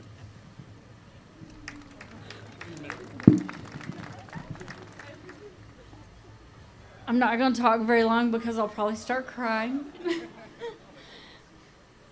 But I can honestly say, and I know Karen and Zach agree, that we know how hard you work.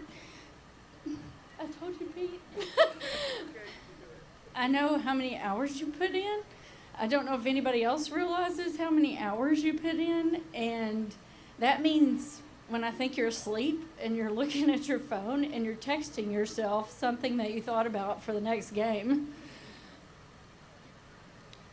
I know that you watch college and NFL games and you stop plays and you rewind the TV and you actually take notes.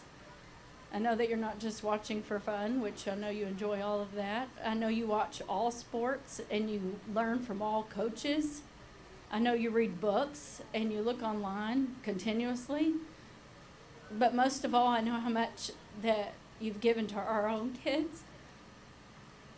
I just want to say I love you. Oh, and by the way, your sisters are very sorry that they couldn't be here. They said they would call you after the game. There's a lot of messages that I've gotten over this week. So I think they're looking forward to sending them to you personally.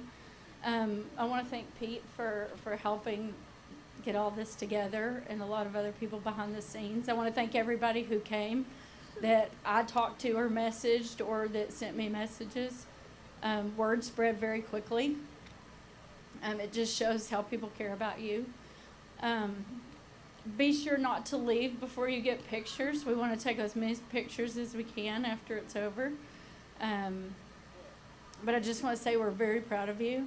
And I know that there's a lot more to come in the future. And I can't imagine how many wins we're going to get before you retire. I can't even imagine you retiring, though. So we love you, and we're very proud of you. And you have one special message. Oh, it's my turn, is it? Oh, we have another message. Someone that couldn't be here, but they said they would have loved to have been part of it. And they sent me a video.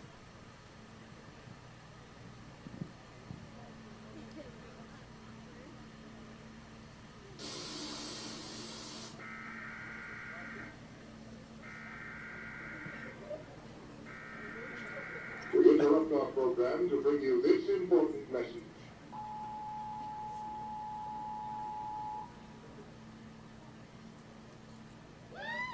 Coach Kelly, congratulations on your 200th win. That's an awesome accomplishment.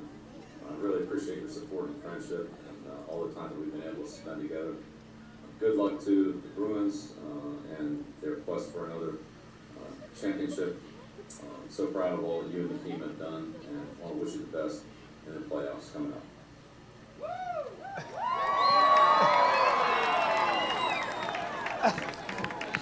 Okay, now you can talk.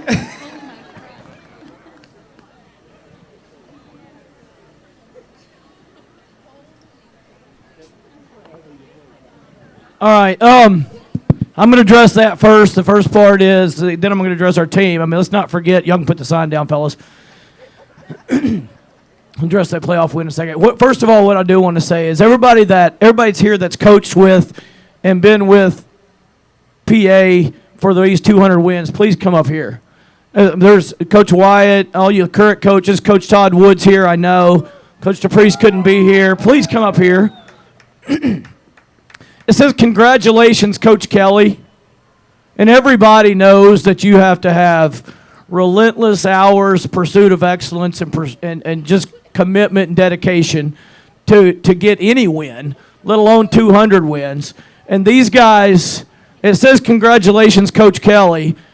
But each guy up here was a huge part of every part of it. And then one guy, Coach Wyatt, that was talking earlier, has been a part of every single one of them. So this is congratulations, PA, for 200 wins, and everybody that's coached here and been a part of that. So let's please give them a loud hand and show them your appreciation.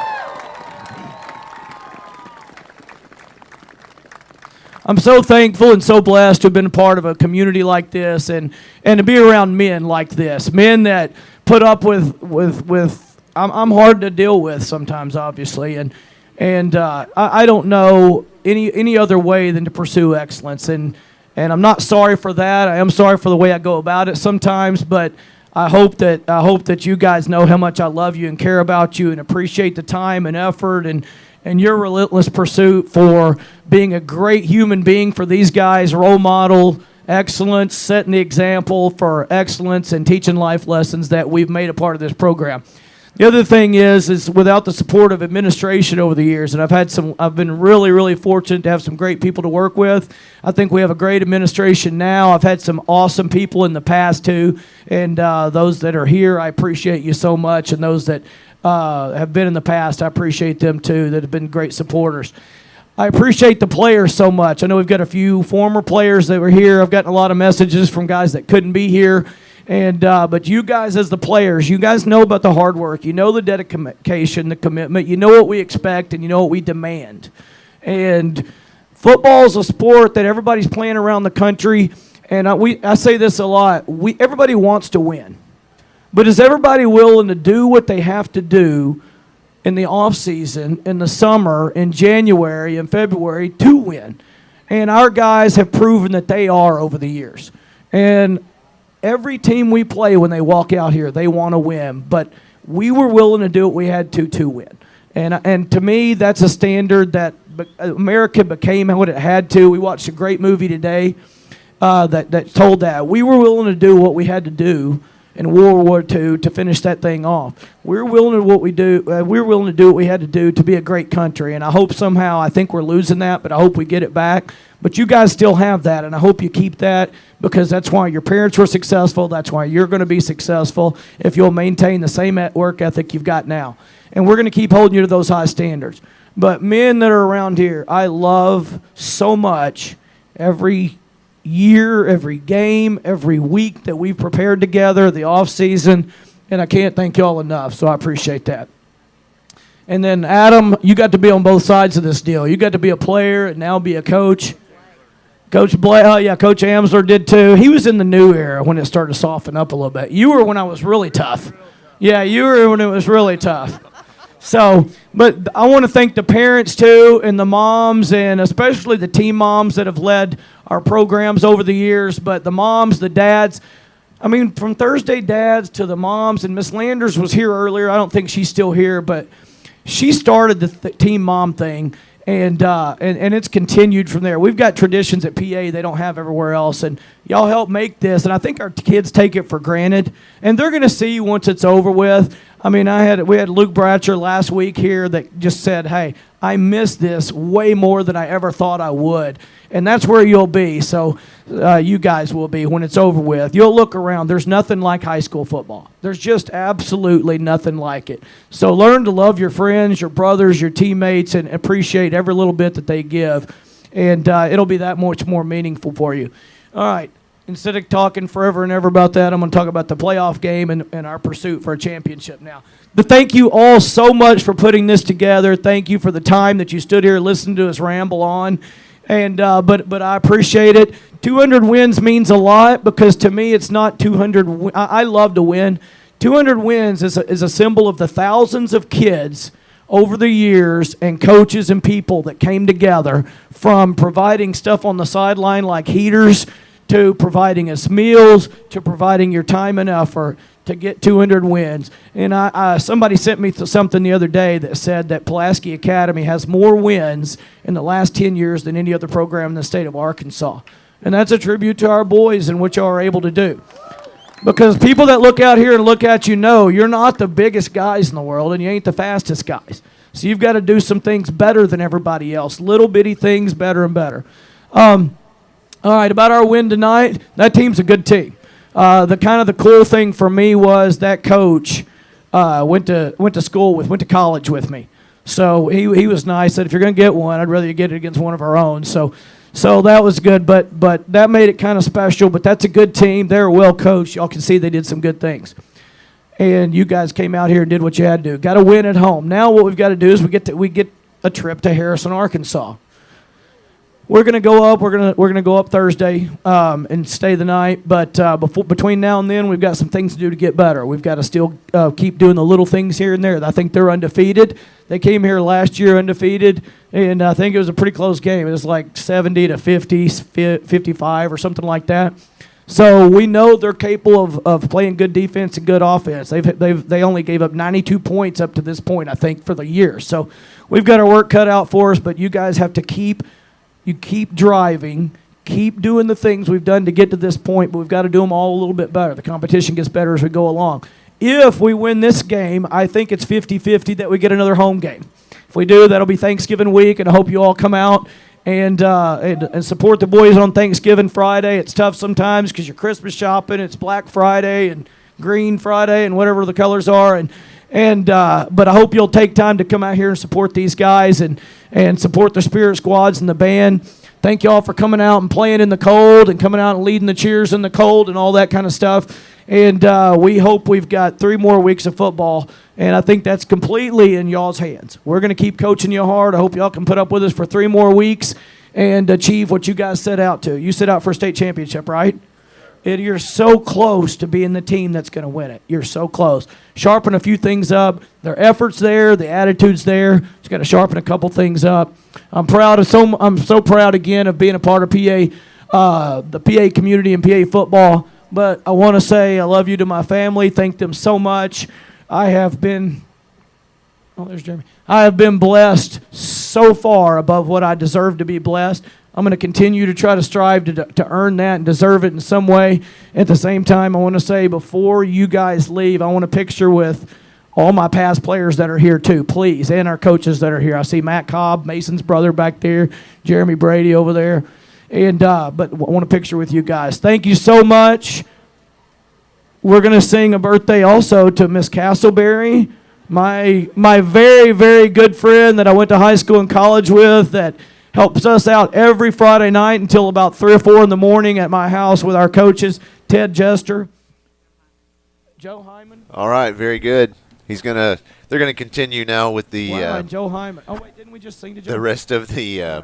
Wait, it's Joe Hyman's birthday? Is that what he just said? I think so. And even if it's during the week, they kind of celebrate those. Oh, okay. Yeah, it's cold enough in here. Woo! Yeah. So that was fun. That was. Yeah, I kind of had it. I knew about that ahead of time, but we kind of had to keep that under wraps. But so that was fun. 200 wins for Coach Kelly over, what did they say, 16 years? 16. Yeah, since 2003. So, that's freaking. That is just fantastic. I just cannot believe. Yeah, it's freaking fantastic. I just love it.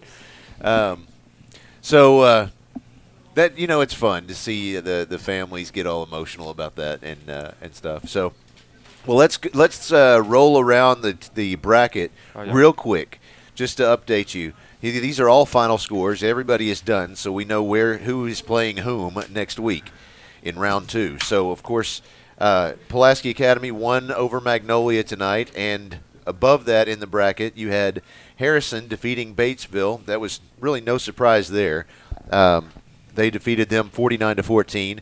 So that means PA will be traveling to Harrison. PA is a number 2 seed in the Central. Harrison was number 1 in the West. So that places PA at Harrison next week. Then we have Valley View was hosting Morrilton tonight. Morrilton was ranked number 4 in the West. Valley View was ranked number 1 in the East. And Morrilton went in there and pulled out a huge upset, winning 37-27. So moving down to who they will face, that would be the winner between Arkansas High School of Texarkana and Maumelle. Between the two of them, Arkansas High School won that one 24-21. So that means Morrilton will be traveling to Texarkana to play Arkansas High School next week. Going into the next bracket, we had Lakeside getting shut out by Whitehall. Boy, that's amazing. 35-0, and that really is something. They came in here last week, and I just would love to have seen that game to see how they played. But so anyway, that means that. Well, let me go back down a little. Just one more. Forest City won over Alma. Alma. You see, I almost did it. I did both of them at the same time there. Both of them. Alamo. Wow, yeah. Anyway, so Forest City won that one. And with Forest City being the number 2 seed, Whitehall being the number 4 seed, that means that Whitehall will travel to Forest City. So the very bottom part of the bracket, Little Rock Christian defeated Camden Fairview 36-14. And Valonia fell to win by 1 point, 46 to 45. And so looking at the seeding of those two, Little Rock Christian was seeded number 1 in the Central Division. So Wynn will be at Little Rock Christian next week. So those are your 4 games for next week. It's PA at Harrison, Morrilton at Arkansas, Whitehall at Forest City, and Wynn at Little Rock Christian. Good games next week. Yeah. That'd be Every one of them are going to be good games next week. Cannot wait for that. Well, the Bruins ended up with a total of 479 yards on total offense tonight. Bratcher was 14 of 24. And Bruffett had a few yards in there, so I'm not going to say all the passing yards went to Bratcher, but we had 301 total yards of passing. And then the rushing, they picked it up in the second half, and they ended up with a total of 178 yards for the game. Goodness. And the big rusher in the second half was Joe Hyman. He had 102 yards. And then in the passing category, let's see here, we have Andrew Cobb. He had a total of 148 yards on 6 receptions for the total ball game. And then next we had Braden Cash had 2 receptions for 53, and then it just kind of steps on down from that. But altogether we had 8 total receivers in the whole ball game, and then we had 5 rushers in the second for the whole ball game too. Well, and let's see, Holt, before you get to your Bruin clause, let's go down to our sideline reporter. Will Graves is down there with Coach Anthony Lucas. Will, go ahead.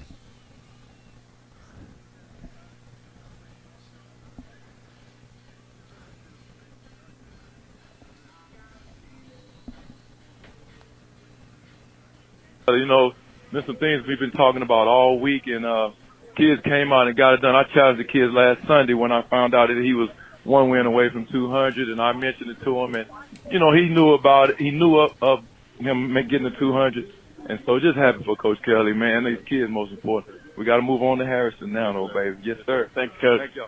All right, thank you, Will. So, yeah, he's absolutely right. You've got to face Harrison next week, a complete, like Coach Kelly said in the post-game comments, they're an undefeated team, but they were undefeated when they came here last year. Right, yeah. Just because you're undefeated doesn't mean you're going to win every ball game. Right. You certainly try to do that. One thing I want to talk about as far as Coach Kelly's record, I've got a list of all the years that he's coached. And 2009, that was his worst season. He had 9 victories and 4 defeats that year. And then in 2004 and 2005, he had 3 losses that year, each year. And then in 12, he had 3 losses. And after that, it's either 1 or 2 losses or 0. I know he had 3 undefeated. He's had 3 undefeated seasons here since 2003. So that's outstanding. It really is. No other coach in Arkansas has gotten to that many wins in that short of length of time. So that's something to really be said for it. Certainly is. Wow. Holt? I already gave them away, but Did you?